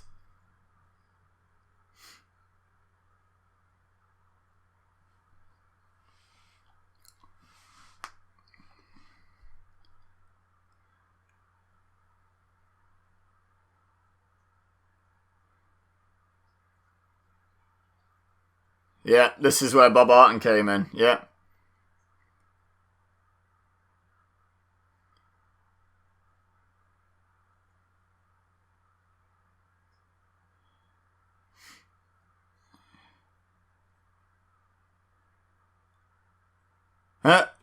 Undertaker sits up. Puzzled look, Undertaker.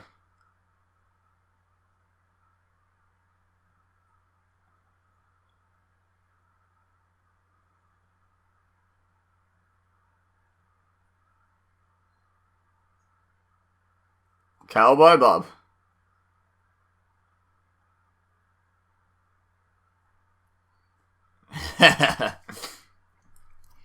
I forgot that was at this show. Uh-oh. Oh, Undertaker gets his music now, does he? Okay.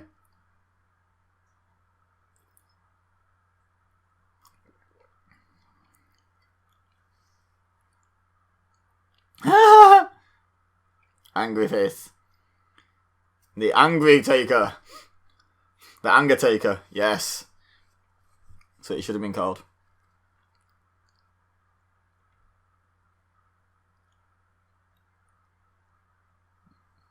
Including a former wrestler reappearing. That's super unpredictable.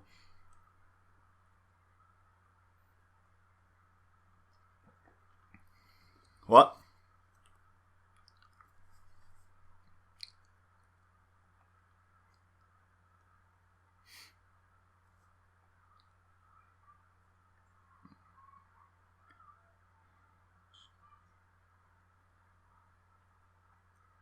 That's awkward. Guy who's got your job and you who had your job.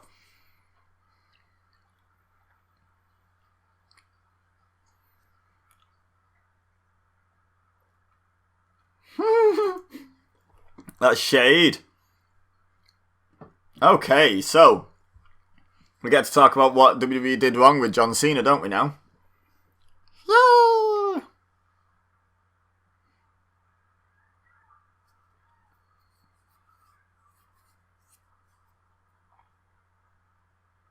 Let's get the video package first, though.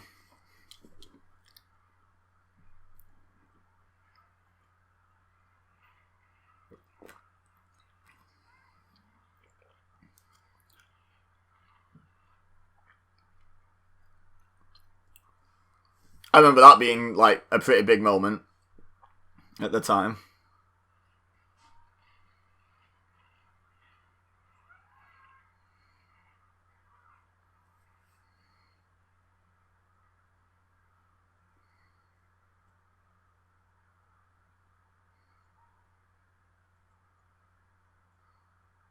Some.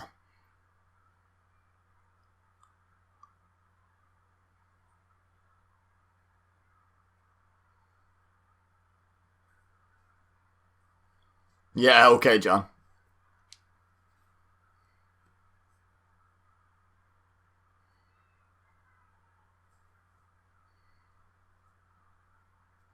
White trash.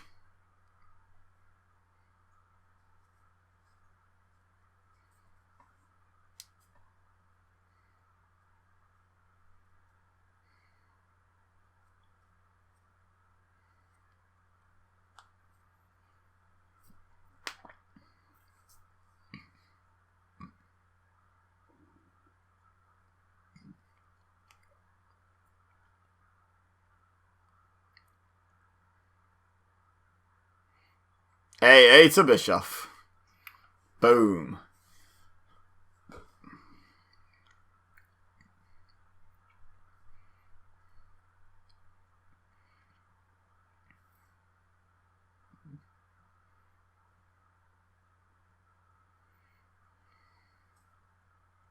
This is true. This is a good tune as well. This is fun.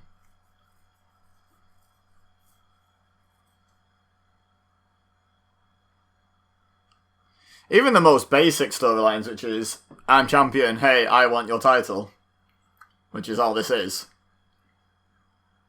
got great video packages.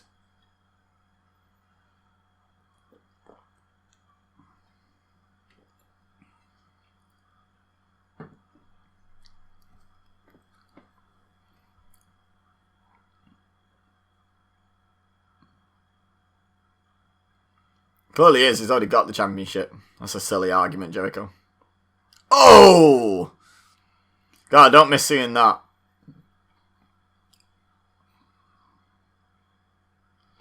Don't miss seeing that happening.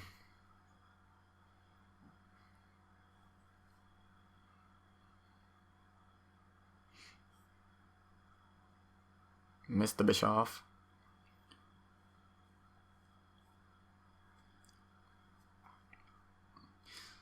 So, it seems pretty backwards to see Eric Bischoff like shaking hands with Jericho and wishing him luck, and you know, after how he left WCW, but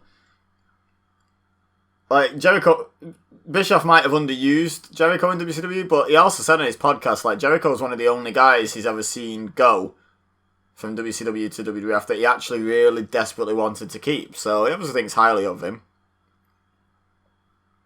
So, maybe not that odd.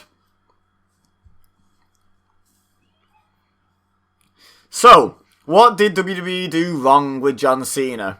Well, he won the WWE title from JBL, who, let's face it, was an excellent heel. No one cared about JBL. No one wanted JBL to win that match. No one was supporting JBL. No Smarks, no one. So, Cena won. It was very successful. Then they moved him to Raw, and they had him beating Chris Jericho's and Christian's and, you know, people like that that have hardcore fan base followings. And it sort of turned that hardcore fan base, that vocal hardcore fan base against Cena, with him beating all their favourites. Meanwhile, the casual fans just saw a face beating a heel, same as on SmackDown. But yeah, when they moved him to Raw, and this was the argument I saw before that I was talking about before, that I thought, that's an approach I've not heard before, and it's right. They basically put Cena up against a load of internet darlings, who then turned on Cena and got louder and got louder, and then we ended up with the WrestleMania 22 situation against Triple H, where it was pretty much all pro Triple H, because that's a super hardcore crowd. So yeah, you feed enough internet favourites to someone and they're going to turn on them. And that's exactly what happened. Should have kept him on SmackDown. Moving him to Raw was the mistake, because all the internet favourites were the main event scene on Raw.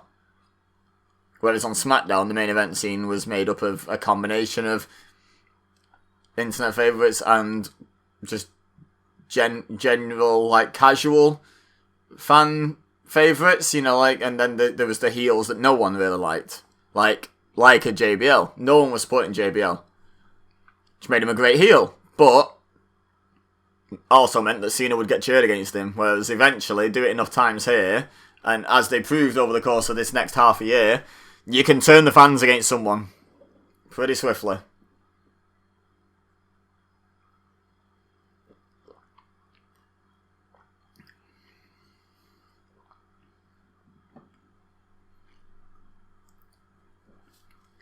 Okay. Jericho Cena. Let's go.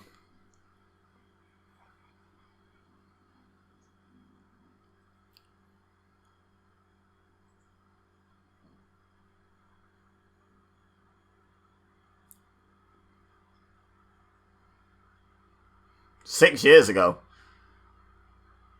Cena wasn't in WWE 6 years ago. Calm down, JR.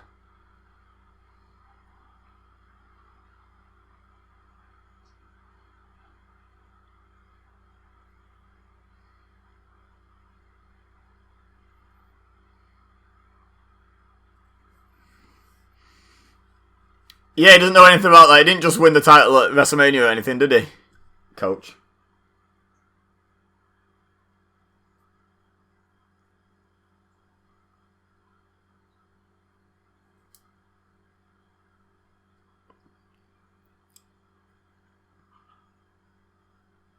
Yeah, not sleeping in 3 days is a good way to win a wrestling match.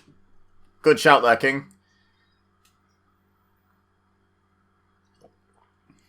Oh.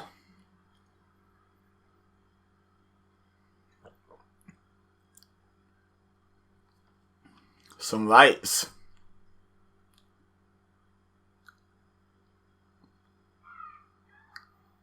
They're going at it.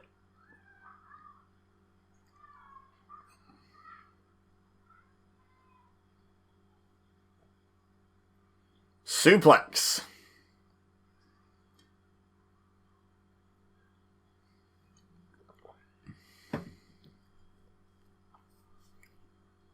I don't remember this match.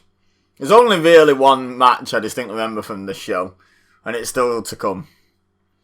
So I'm enjoying watching this semi-blind. I've definitely watched it before, but if you don't have very clear memories of something, it's basically a blind watch, isn't it? So,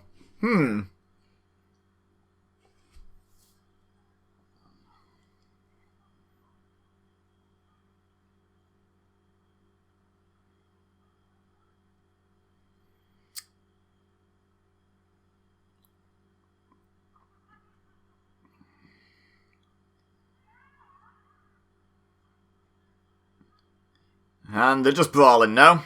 Very good, very good.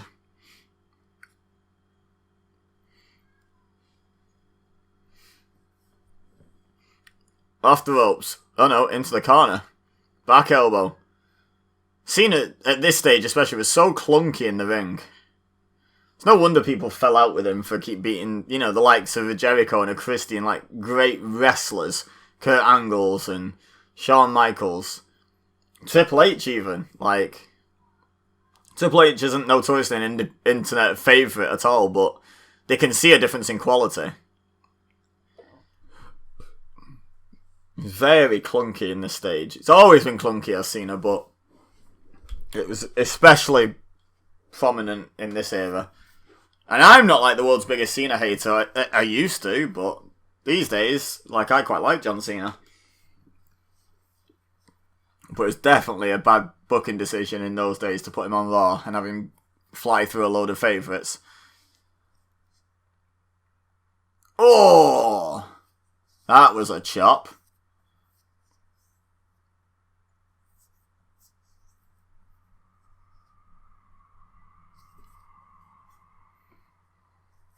So I want to give you a fun fact about Jericho, but in case you don't know what's coming here, in case my rant about Cena hasn't made it clear enough, I don't want to give away the result of the match directly, so when the result comes around, I have a fun little fact about Jericho in WWE that's always stuck with me since I heard it. I thought it was an interesting point.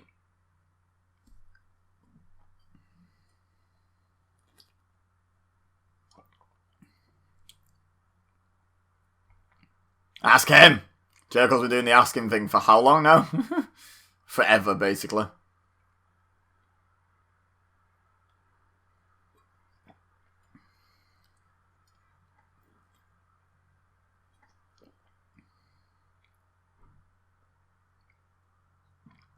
Oh, they set up the after party. Coach is involved, eh? Oh.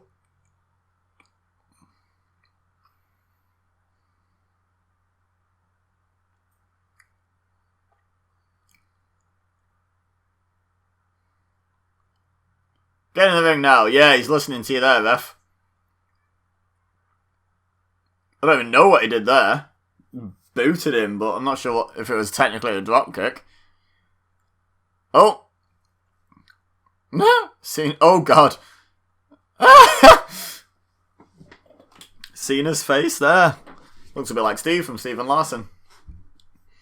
If Steve were ever in that much discomfort on camera.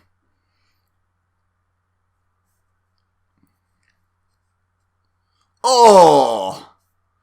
Ooh! That wasn't very nice.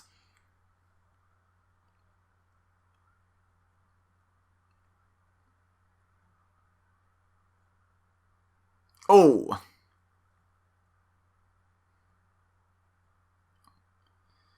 I've seen his knee pads become a sock at this point. Or whatever that is, because he's still got a knee pad on that leg as well. What is that? Those little headbutt kisses, it seems.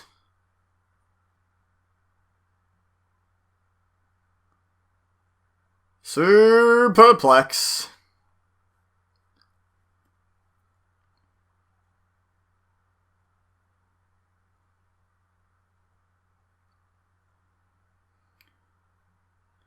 Cena not having a good time.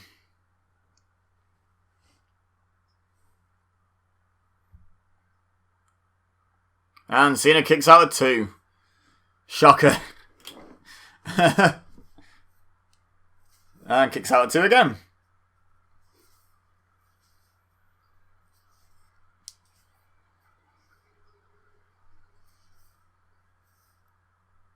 Big money.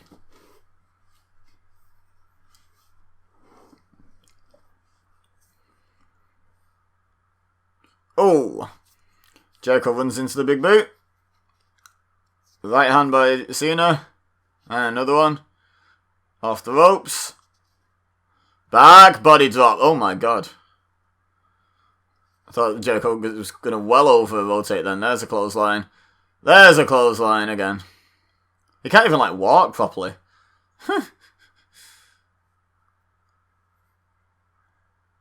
Nice. Good dodge by Jericho. Fans are already starting to side with Jericho in this one, by the way. There's a few. There's a fair few. It only gets worse from here, Cena. It's all downhill from here.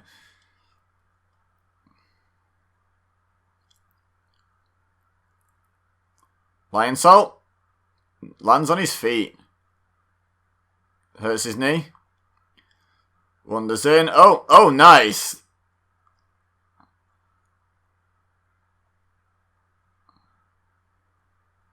Oh, goodbye. Good counter. Good Jericho's lats there. Boy was working out.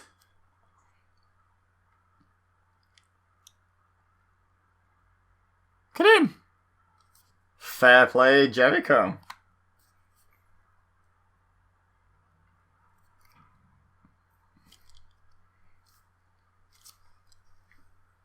Seven. Oh, now he interrupts the count to reprimand John Cena to give them long enough to do the next spot. Call me a cynic. Nice leg drop. Remember when Cena used to do that type of leg drop quite a lot? I don't break it out so much these days. I mean, don't wrestle so much these days, but it's certainly toned down doing that. Would have been less effort to kick out there, Jericho. Come on. Come on, my dude. High flyer, like it's some like really niche reference that no one will get.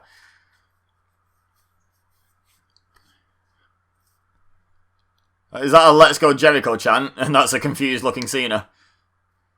My God, I have had my bell rung. I'm hearing a weird chant. Oh, nice count. Yeah, the fans are really getting behind Jericho now. So it only takes a vocal few, and the rest will join in. And this is what was happening with Cena during his Raw run.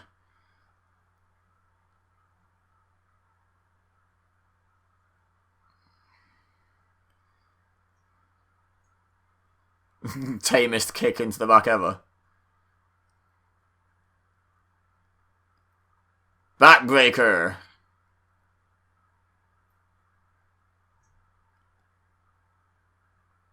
Elbow drop, but to the back. So it's like a going in sideways elbow drop and another one. And then one straight down onto the back, third one.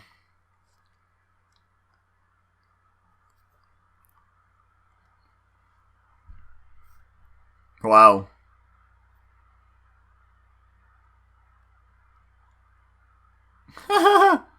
Wow.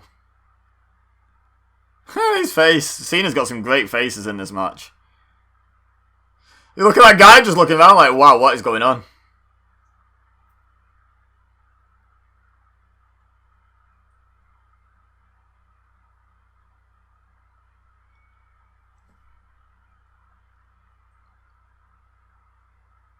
Cena's facial expressions are amazing. Absolutely amazing. They're still going, these fans.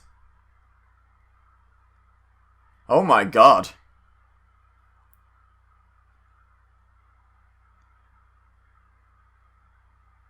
What are you doing, Jericho? What are you doing? Eating clothesline, that's what you're doing.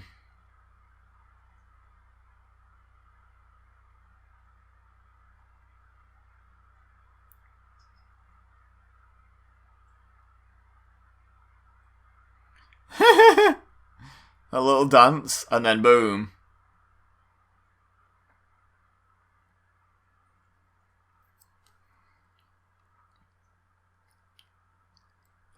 Oh. To me, to you.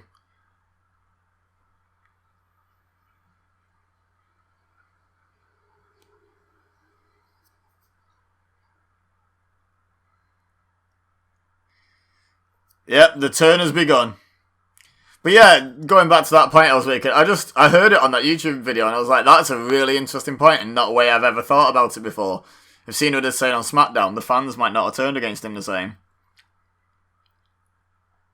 They might have turned against Batista if he'd have done the same list of people he was running through on Raw.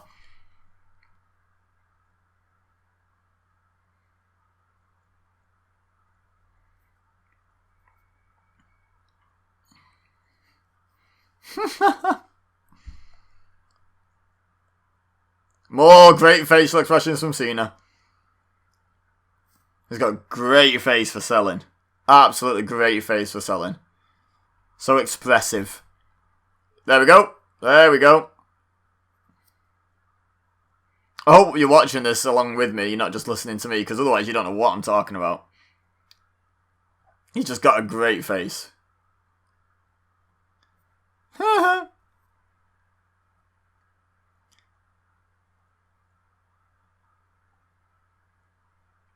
It's all over for Cena.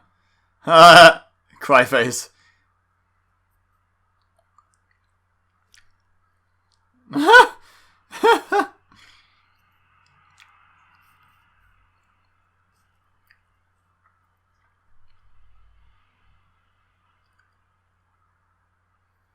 How's he doing it? Like, Jericho's barely bending his back anymore. That crowd's quickly turned on Cena. Like, it's so 50-50 now.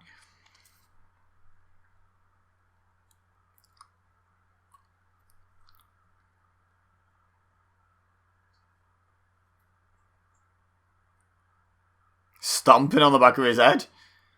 Brutal.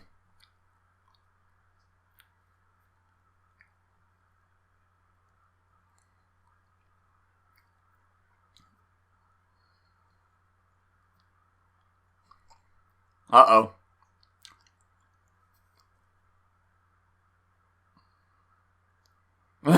Ah!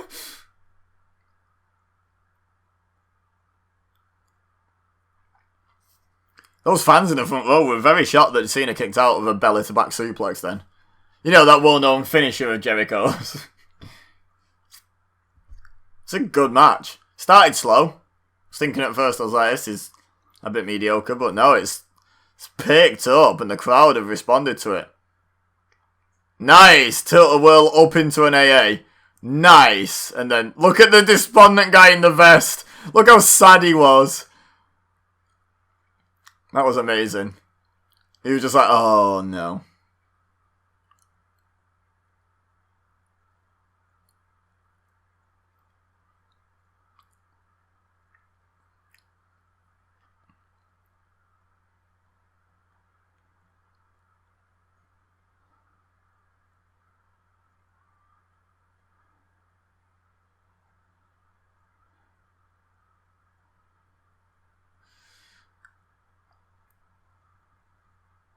Oh yeah, not the AA, not the attitude adjustment, the FU it was still called then. Yes, my bad.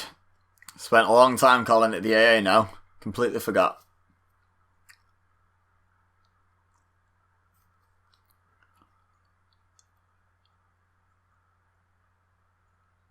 That was very fluid. Don't want to take away from Cena at all there, but well played, Jericho. Definitely well played, Jericho.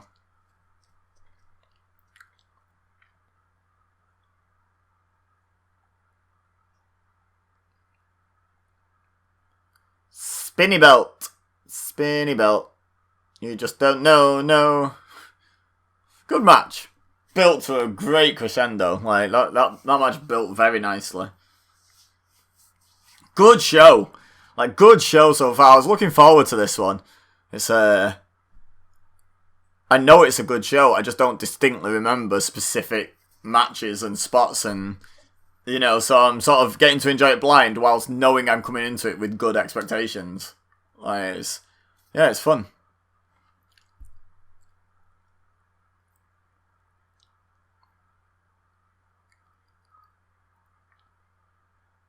Champ is indeed still here. And now is it world title match time? I think so.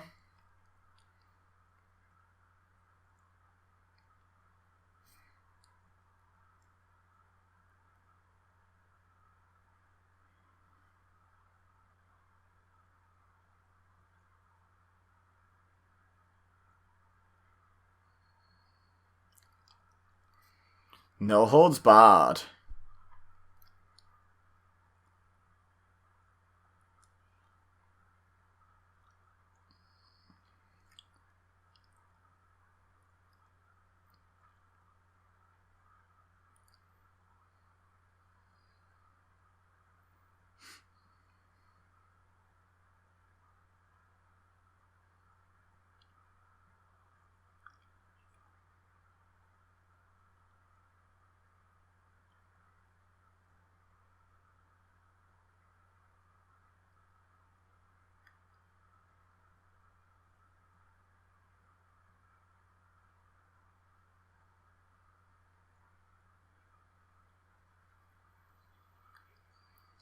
I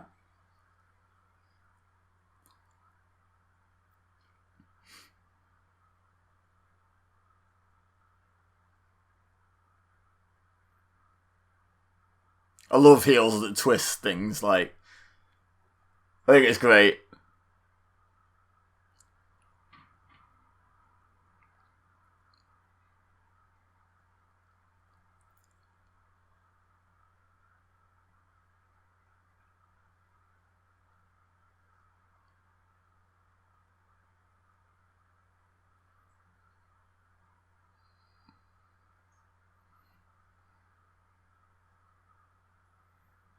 Oh, I see what you did there, Batista. Oof. Now what did Funaki do to deserve that? Like, really?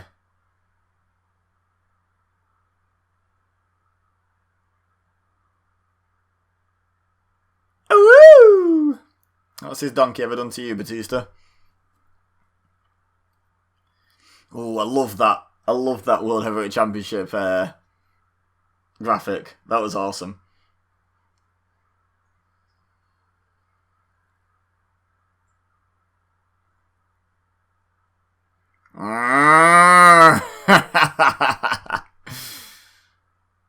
You parked too far forward there, driver man.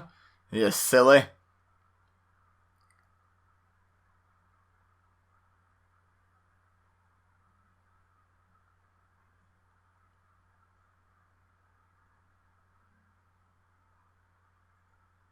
Yep, that's just a little grin.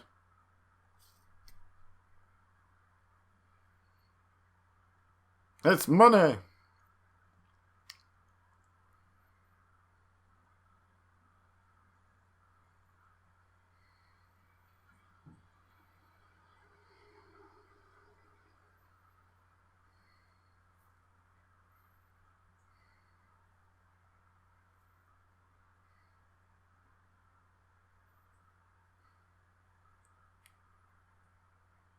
I don't think they're real $100 bills, are they, guys?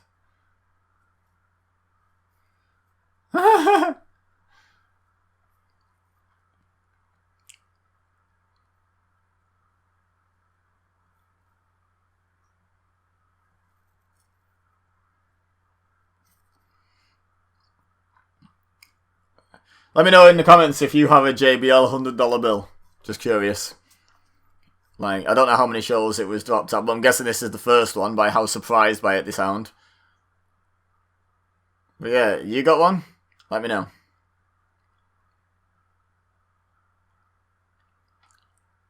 Burn.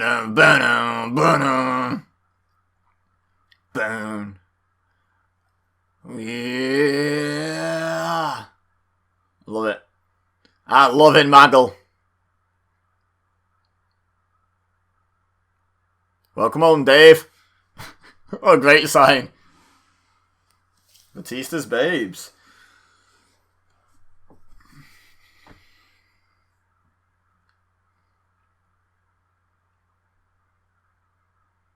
Huh. JBL waddling up the entrance ramp. Well, that was silly, wasn't it? Attacking him while he's still got his belt. He's got hit in the face with big gold. I miss big gold, guys. Get rid of that Universal title. Get big gold back. It's beautiful. Beautiful belt.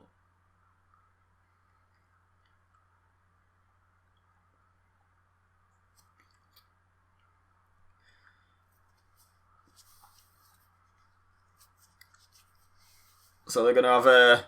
Oh my god, okay. Fire extinguisher to the back of the head. That's it. Dead. Finish him. Pin him. Completely hurts. You're right, Taz. Mounting the man.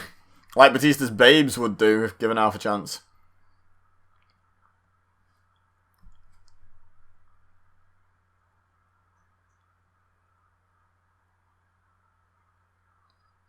Thump.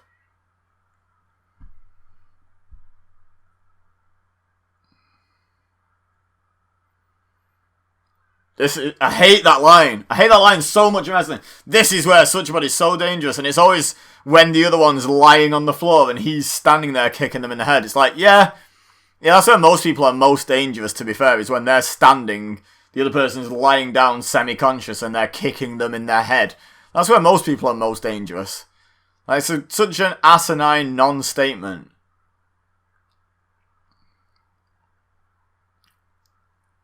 Hey, I just saw a Triple H shirt and realised Triple H isn't on this show. What was up with Triple H at this point? Was he injured?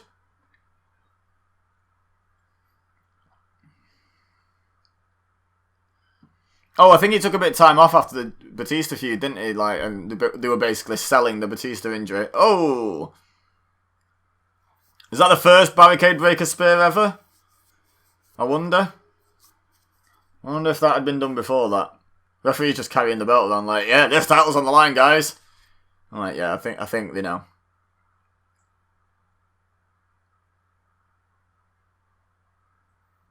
Referee just lobbing the belt to Chimmel.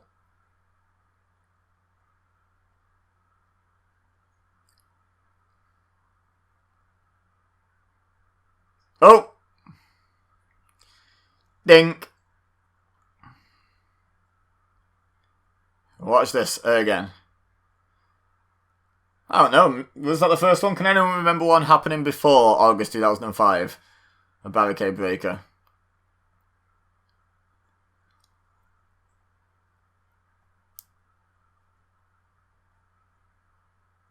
Good counting there, Michael Cole. Very good. Very impressed. JBL kicking him in the head a lot.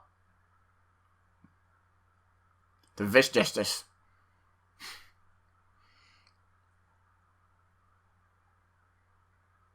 Douche.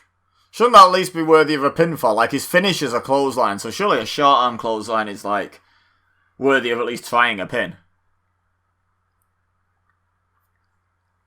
I get that he gets the power from his run-up, but still, I'd be like, I've still hit him pretty hard there with a move that's very similar to my finish. Did he just take the timekeeper's belt? The timekeeper needs to get on the #MeToo movement. Oh!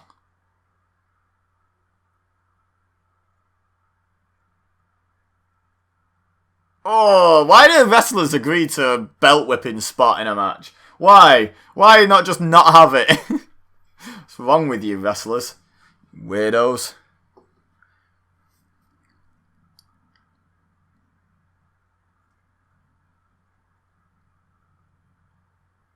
You want to stop? You want to stop?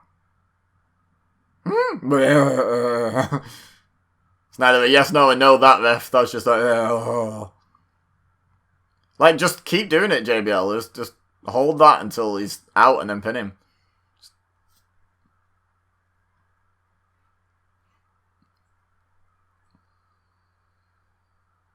Ah! Lots of fun noises coming out of this match. Ah! Indeed.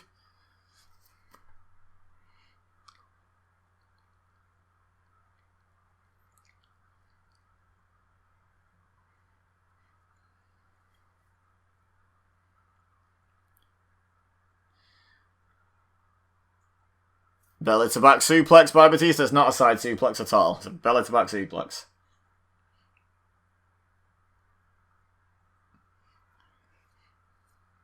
Why are you doing the double count? It's no DQ. It's no holds barred. Can't both be disqualified for staying down. Counted out for being down. Stop it, ref. Nick Patrick, you Burke. Here we go. Oh, onto the boob. And another one to the boob.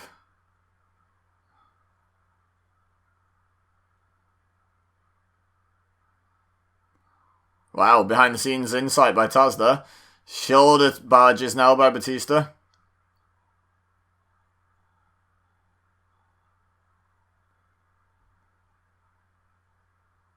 Uh-oh. Uh-oh. Oh, clothesline from hell. Oh, my fun little tidbit about Jericho that I didn't want to spoil the result of the match. Let me just give you this after the pin, which was a 2. And JBL's like, wait, what? Okay, so Jericho was never going to win that match because every single one of Chris Jericho's World Championship reigns in WWE have involved the big gold belt. He's never won just the WWE title. He had it obviously as part of the Undisputed Championship. He had both belts, but he still had big gold.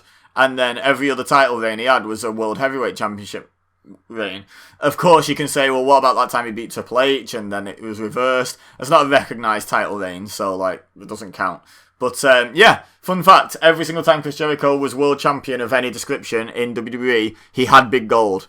Like, he always ended up holding big gold. He never held just the WWE title. So, there you have it. There you have it. That's how I knew Jericho wasn't going to win. Also because, you know, we all know about John Cena 2005. Anyway, back to this match. It just reminded me because obviously they're fighting over big gold in this one, and I realised, oh, I never said that. I never actually made my point. Power bomb. It's not what he's going to do though, is it? Oh, give him the finger. Just the thumbs down like Batista. Oh, and then doesn't go well. Oh.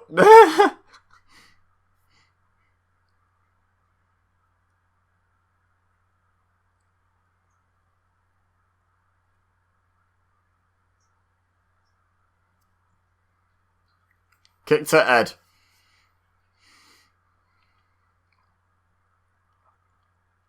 Kick to Ed. Here we go. Another clothesline from hell. Ooh, nope. Spine buster. Shake of the ropes.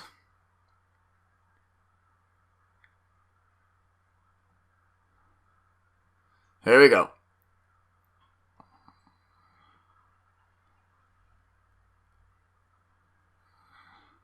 Yeah, Batista bomb.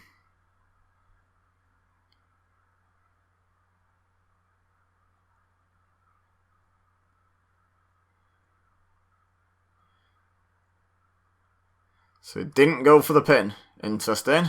Gonna look at the steps. In 3, 2, 1. There it is. There's the step glance. I was a bit early with my countdown, but yeah. Look at that camera work.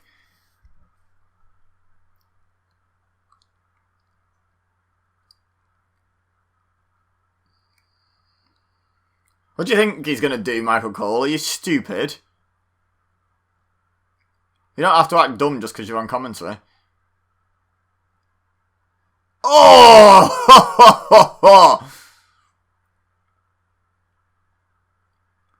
You done, son.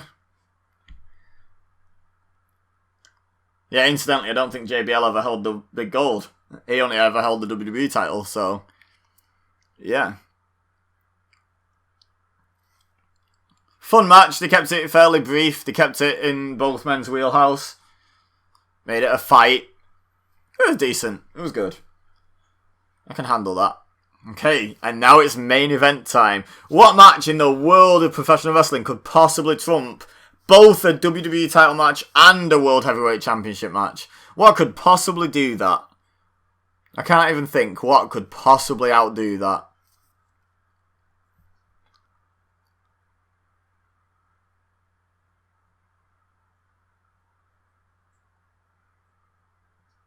Here's the first one.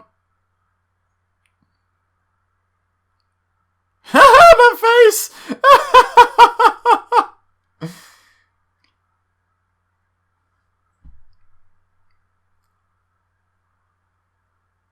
Nice.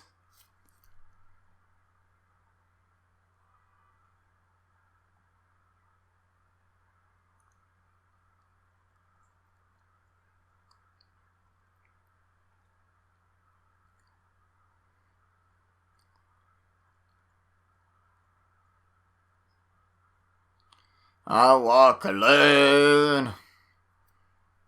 Hey, he's got a JBL dollar. Oh, $100. Oh, well, that's just disrespectful, isn't it? It was counterfeit. Huh.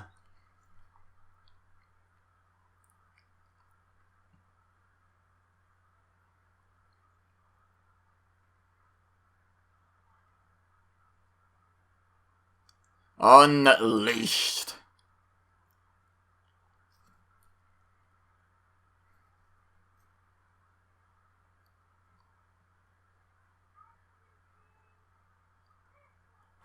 Oh yes, that might be the match. Legend versus Icon.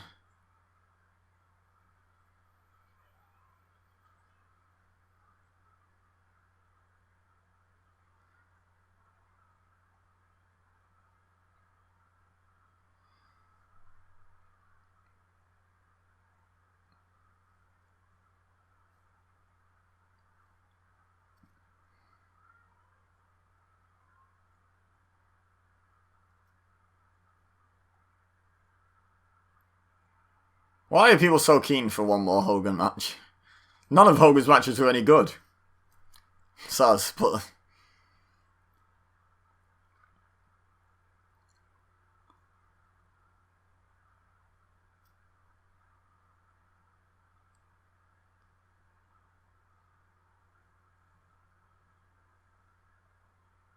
Oh my gosh! King.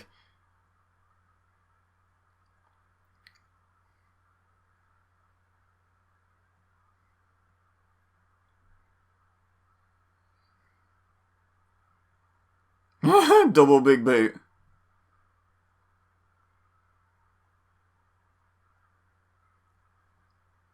Must have been cool to be Carlito and eat the Hogan comeback boot and leg drop.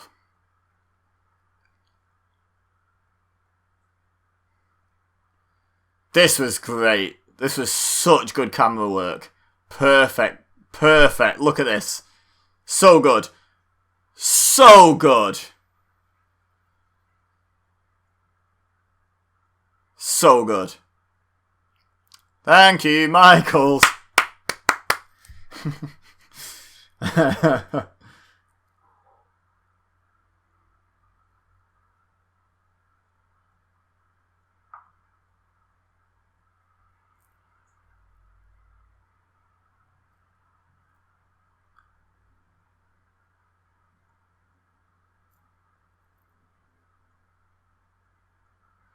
Super kick to Piper.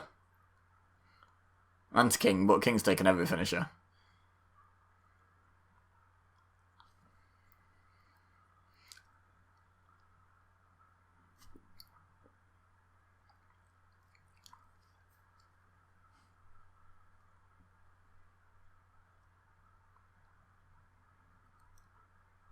That's not very nice. Dude.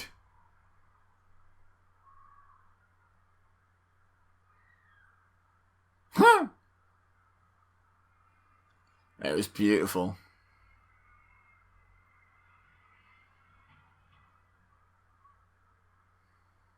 Yeah, okay, brother.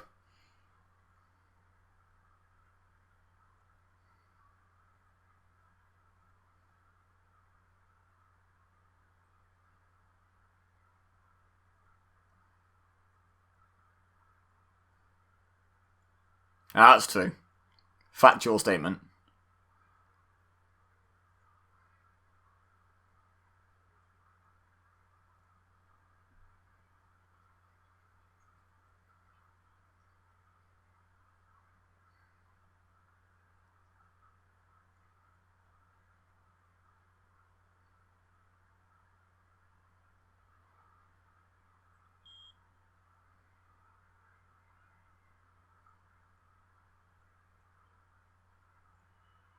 Won't lay down for you.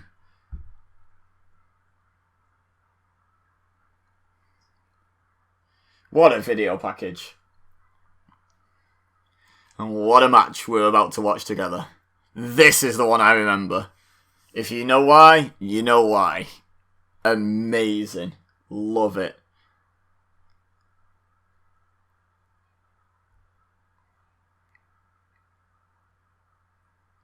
Shawn first.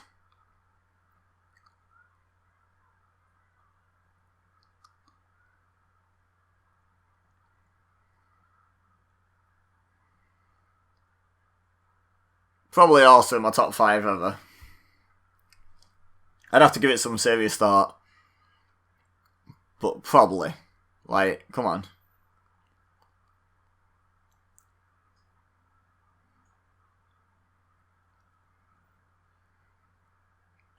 He got that pyro.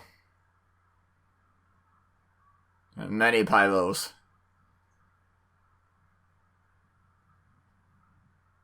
Well, that's rude. No, he doesn't.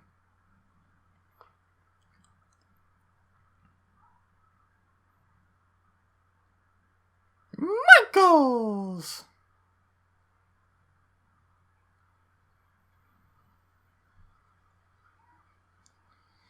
He's going to have his ring pyro. No. Never lost one-on-one at SummerSlam up to this point, eh? Oh, Lillian copping a look. You see her then?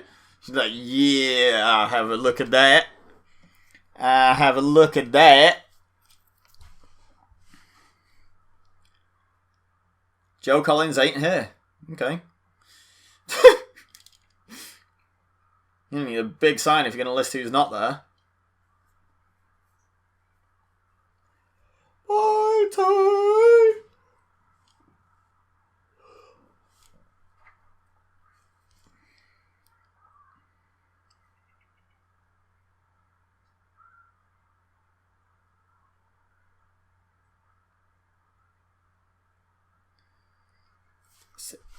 Sexy boy. Alright, now, my mama always taught me, if you got nothing nice to say about someone, say nothing at all. I don't think my mum has ever said that, but it's a general cliche statement, isn't it? So I'm going to eat a cereal bar during Hogan's entrance. Oops. Dropped half my cereal bar. Luckily, I caught it.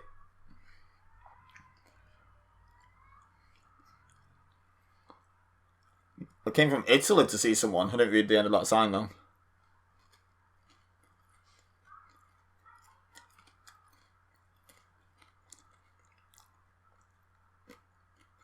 Here we go.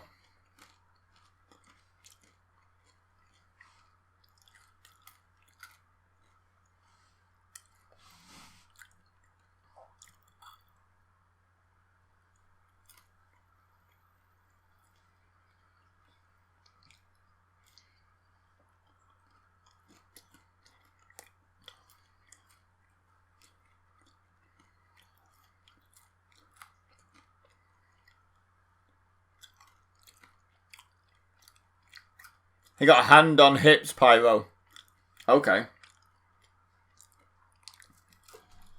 Who's the babyface here, guys? Can't quite figure it out.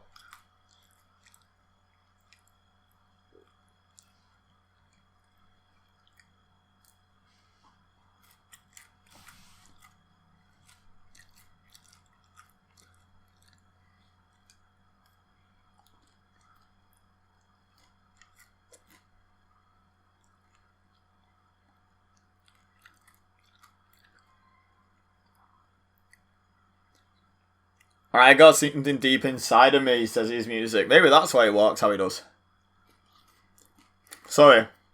Got nothing nice to say, don't say anything at all. Right, got it.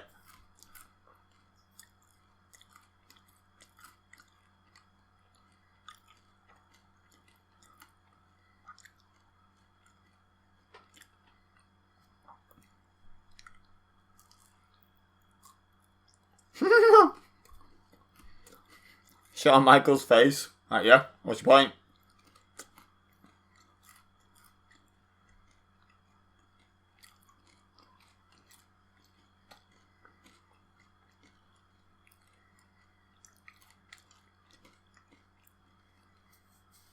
I love this match. I can't wait to watch this and react to it. I need you guys to let me know in the comments what you're thinking as you watch this. Especially if you've not seen it before. But even if you have.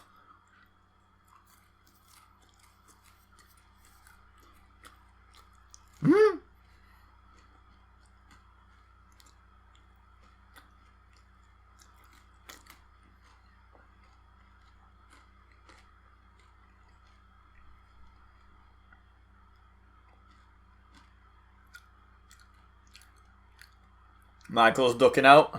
Huh.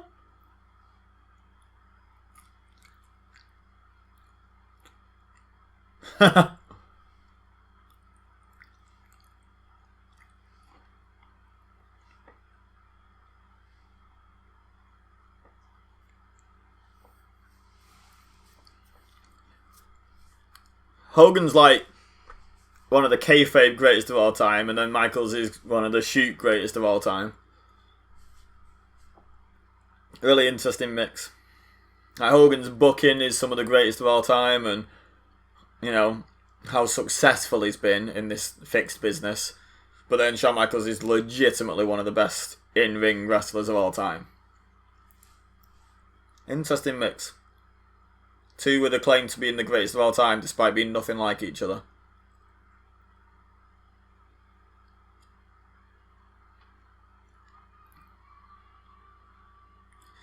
Oh, I'm excited, guys. I'll finish my cereal bar. I've got my energy levels back up. I was doing fine. I just wanted to eat a cereal bar.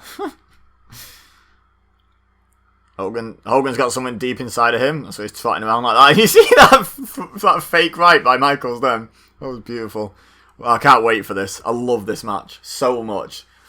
This might be the match I've watched the most times in history. Like, genuinely might be.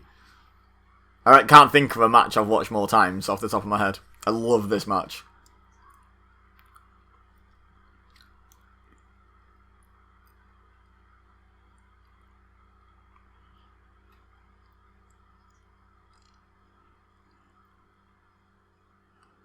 They lock up. Here we go. And shove.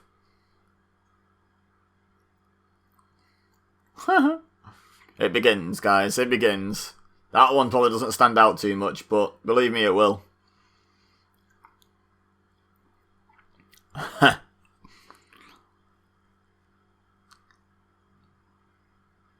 Here we go again. Push, push, push, and whoosh. Goes back in.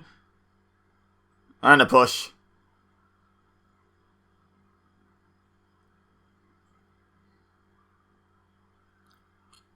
Shut up.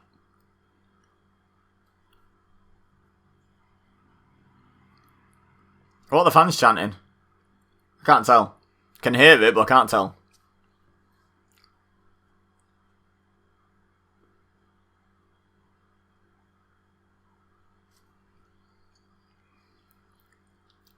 Goes through underneath for the hammerlock. And into the headlock.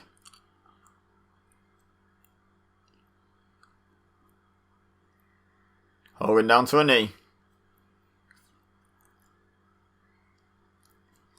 By the way, I don't know this for a fact, but by the time that we're watching this, the match simulations on WWE 2K20 should already be available. Oh, shut Oh, God. Thank you, Sean. This is the match you should have got as a thank you, Sean chant, not WrestleMania 26. He only retired there. This deserved a thank you, Sean.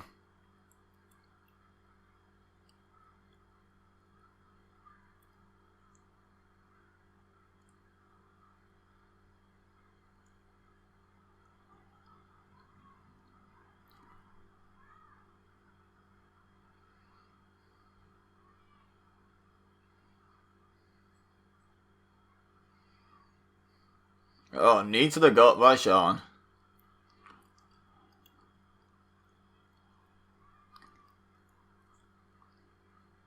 Woo!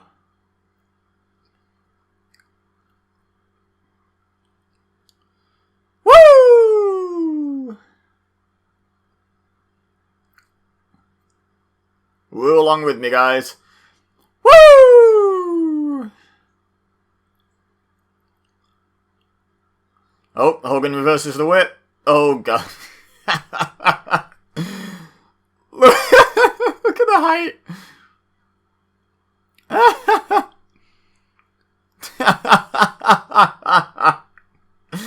Oh, God. Michaels is amazing. I love him. So good. This match might be why Shawn Michaels is in my top 5. Combination of this on WrestleMania 25.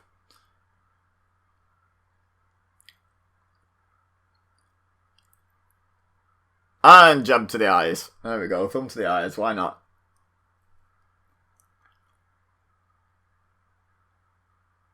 The story behind why Michaels was supposedly acting like this is even better. Woo! It was kind of a quiet chop that. You want to get a little woo from me. Jaws him. Woo! You can have a woo for that one. Off the ropes goes Sean. Back body drop.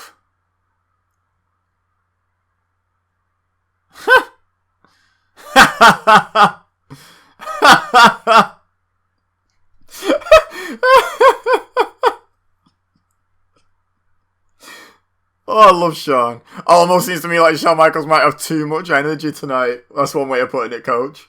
That's amazing. Oh, I'm wiping away a little tear. So good. So beautiful.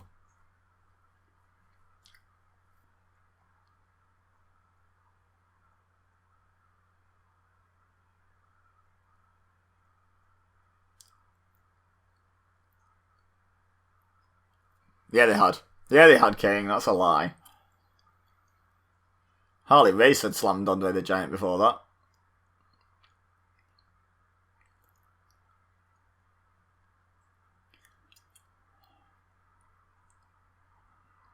Oh, and boing flip.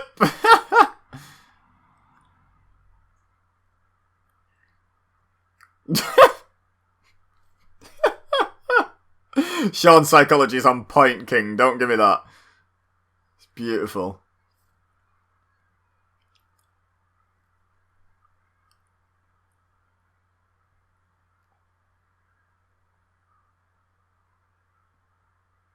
Oh, God. Okay, no, it's not that spot yet. Alright.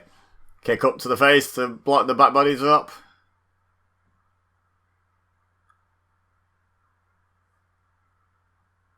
Woo! If he's going to have any chance of winning tonight, he's going to have to hit that move that is the only move he's used for about the last 10 or 15 years to win any wrestling match. Except, you know, one that he won with a sharpshooter. But, like, genuinely, what a stupid statement by the King. Oh, the slap.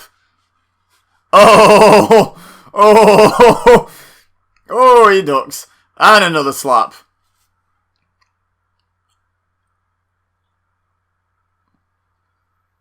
Woo!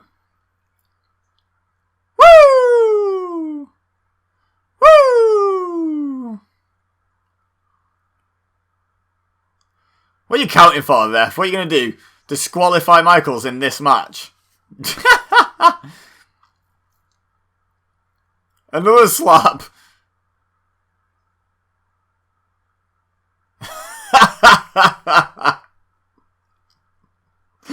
Oh, Shawn.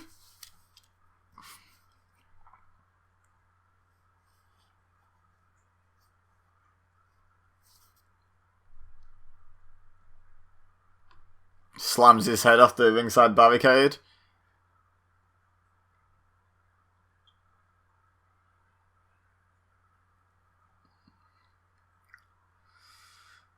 Oh!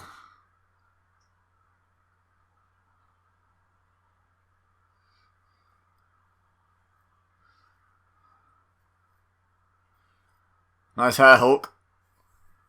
It's going well. It's not looking like a crazy mad scientist at all. Don't worry. Mike Chioda's 10 count. That's how he counts pins on Dynamite, isn't it? Oh, no, that was a 4. Never mind. Oh! Oh my god, he just nearly kicked a guy. Whatever that guy in the shorts does, he almost got kicked by Shawn Michaels during that cell.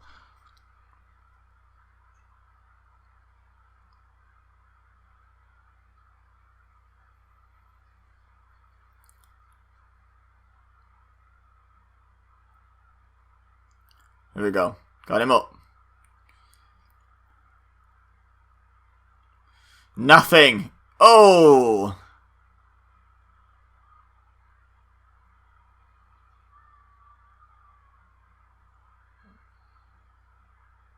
Hogan got an ouchie on his head.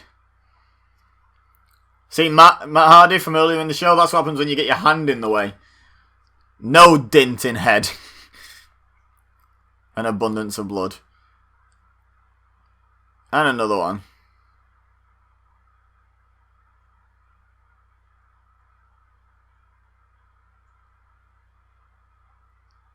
Throwing them lefts. Oof. Oh, they put the barricade back up. That's handy.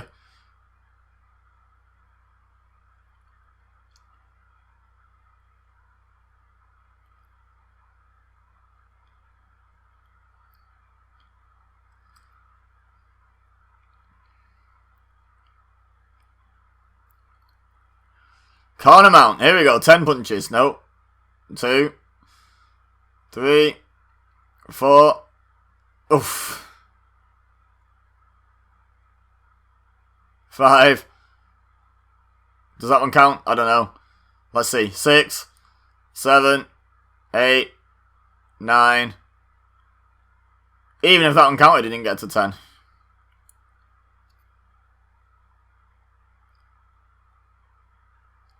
10, 11, 12. Can't figure out what we're counting here. Just punched him in the head.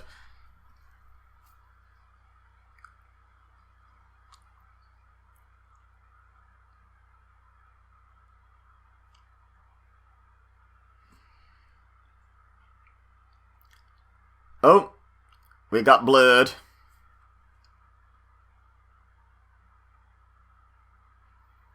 Isn't that blood coming from the wrong side? Oh no, it's a big slice across the head.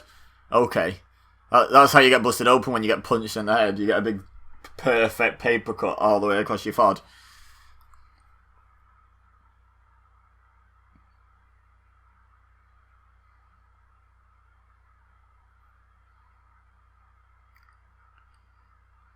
You always forget about this. If you know this match, you always forget about this phase in the match, don't you? Where Shawn actually dominates a lot of the match.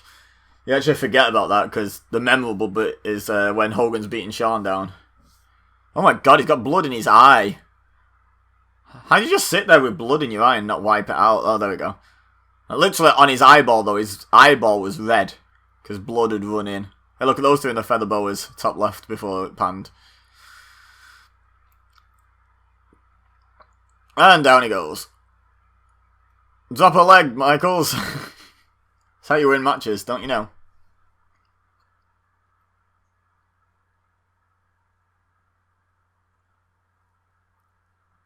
And into the sleeper.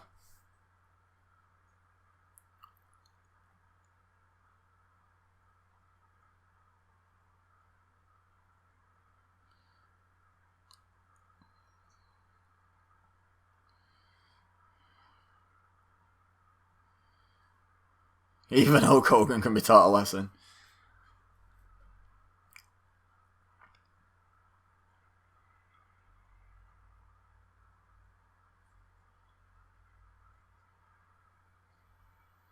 Yeah, there's a lot of blood on his arm. That is a lot.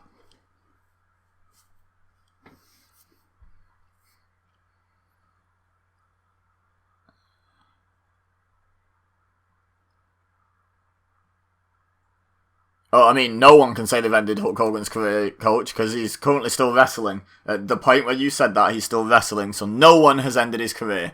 You silly. You silly man. Silly, silly man.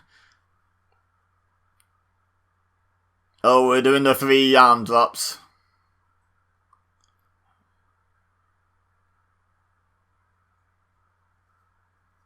There's a 2. 2! Sweet! I hate fans that do that. Why did I just do that? I did it ironically, to be fair. No, no, no. Tick-tock. No, no. Michael's face. Barely to back suplex. And Michaels is off again.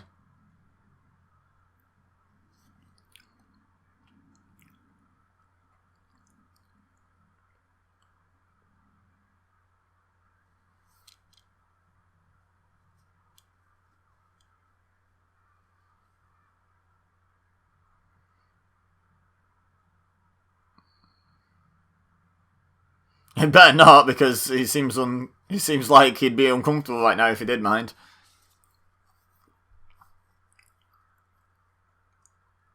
Off the ropes, no. Hogan reverses. And there's the flying forearm.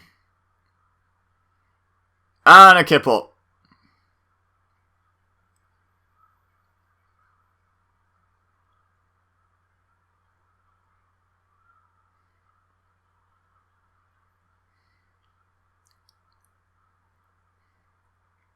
Go on, Sean, get climbing.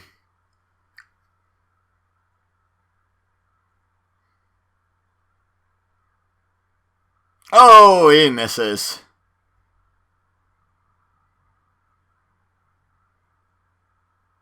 You crank that soldier boy. You.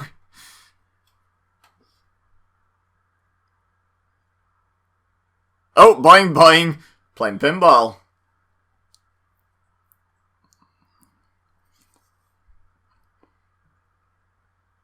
Him with his American flag on the back of his vest shirt. They went all out on this being patriotic for this Summerslam, didn't they?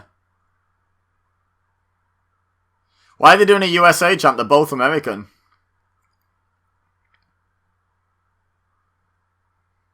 Yeah, here he is. Here he is.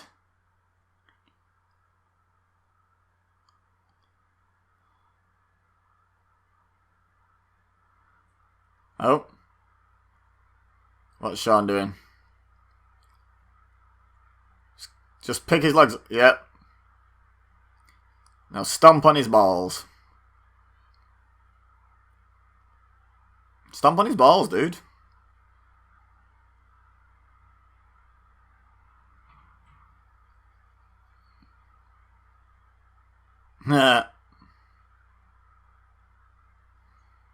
Heel Shawn Michaels does sharpshooters.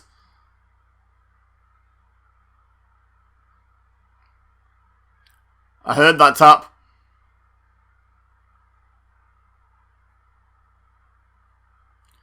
It's an awful looking sharpshooter.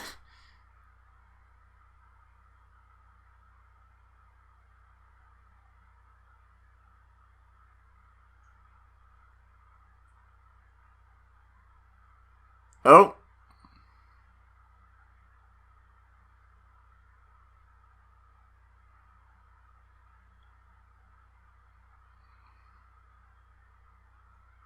It tapped! It tapped!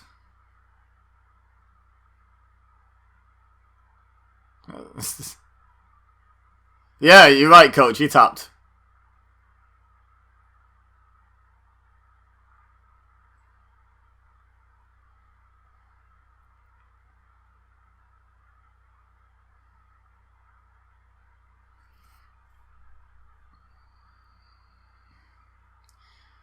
Absolutely, coach. I agree.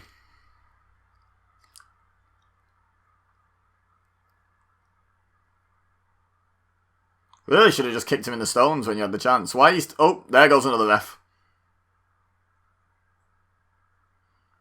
I'm not sure what the point of these ref bumps has been so far. As no one's cheated. And no one's lost a false finish. So what's been the point so far? Ref bumps for the sake of ref bumps, it would seem.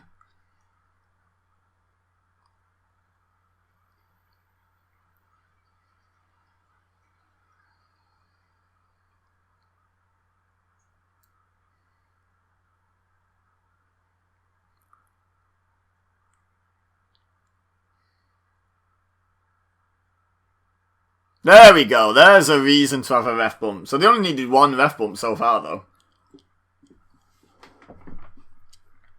They've only needed one of the ref bumps.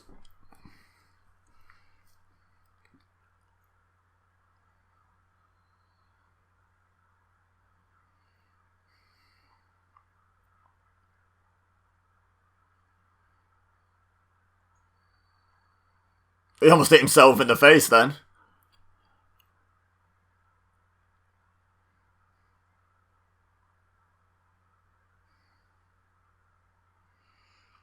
Here we go. Here we go!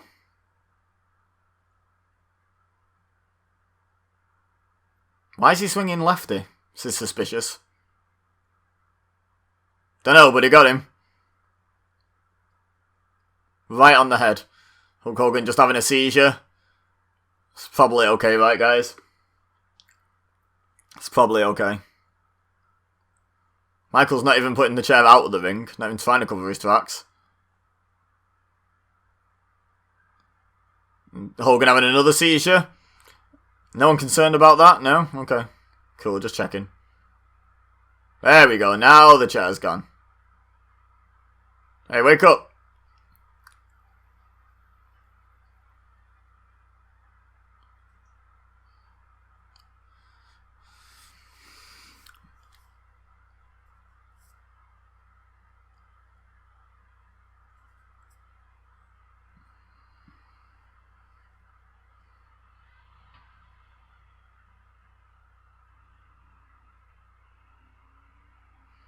Here we go.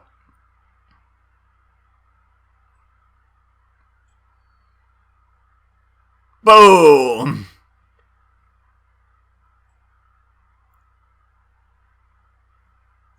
And he's going to fire him off.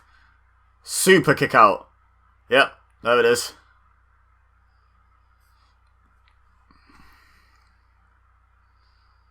Doing his little pout. There it is. His little trout pout. Doing his trout pouts before it was cool.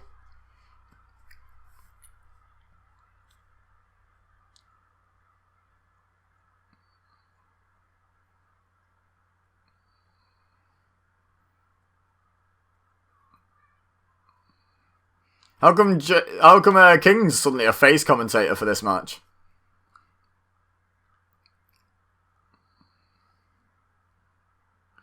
Boot, here we go.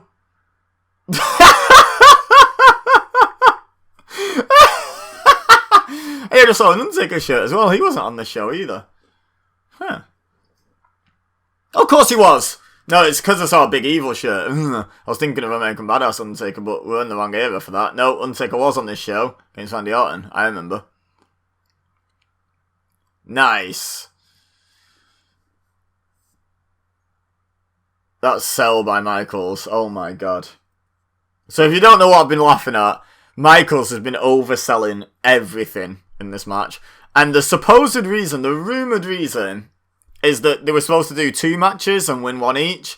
And then just before the show, Hogan was like, that doesn't work for me, brother. And I just want to win mine and then go home.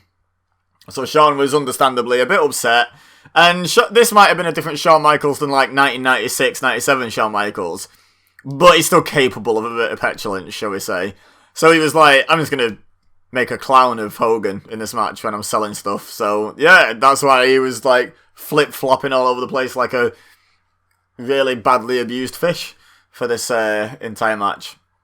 And that big boot is just the icing on the cake. Like, it was just beautiful. He gets a big boot and he lands. He gets up, he stumbles around, he does a flip and he lands again.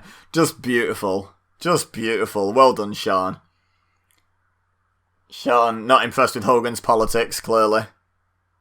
Kind of ironic for Shawn Michaels to have that issue, but still, I feel like he voiced his concerns in a constructive way, guys. Don't know about you. Oh. Uh-oh.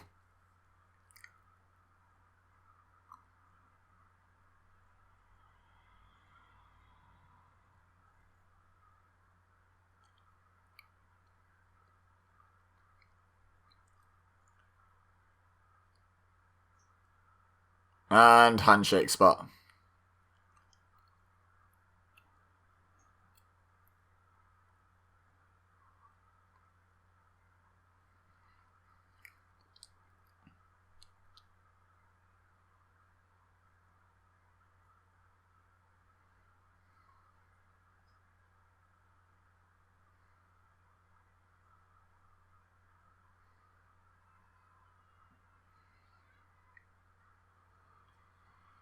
No, he's like, you're taking the mickey out of me all match, brother. It's like, yeah, I know. But you shouldn't have not agreed to lose to me then, should you? Hey? Hey? So yeah, anyway, leave a like if you enjoyed this video. Let me know in the comments if you enjoyed the show. I honestly, if you say you didn't enjoy the show, please let me know what you were looking for from wrestling in 2005, because this is just, I just thought this was an excellent show. Like, some of it was a bit weird and quirky and wild, I think was the word I used an awful lot.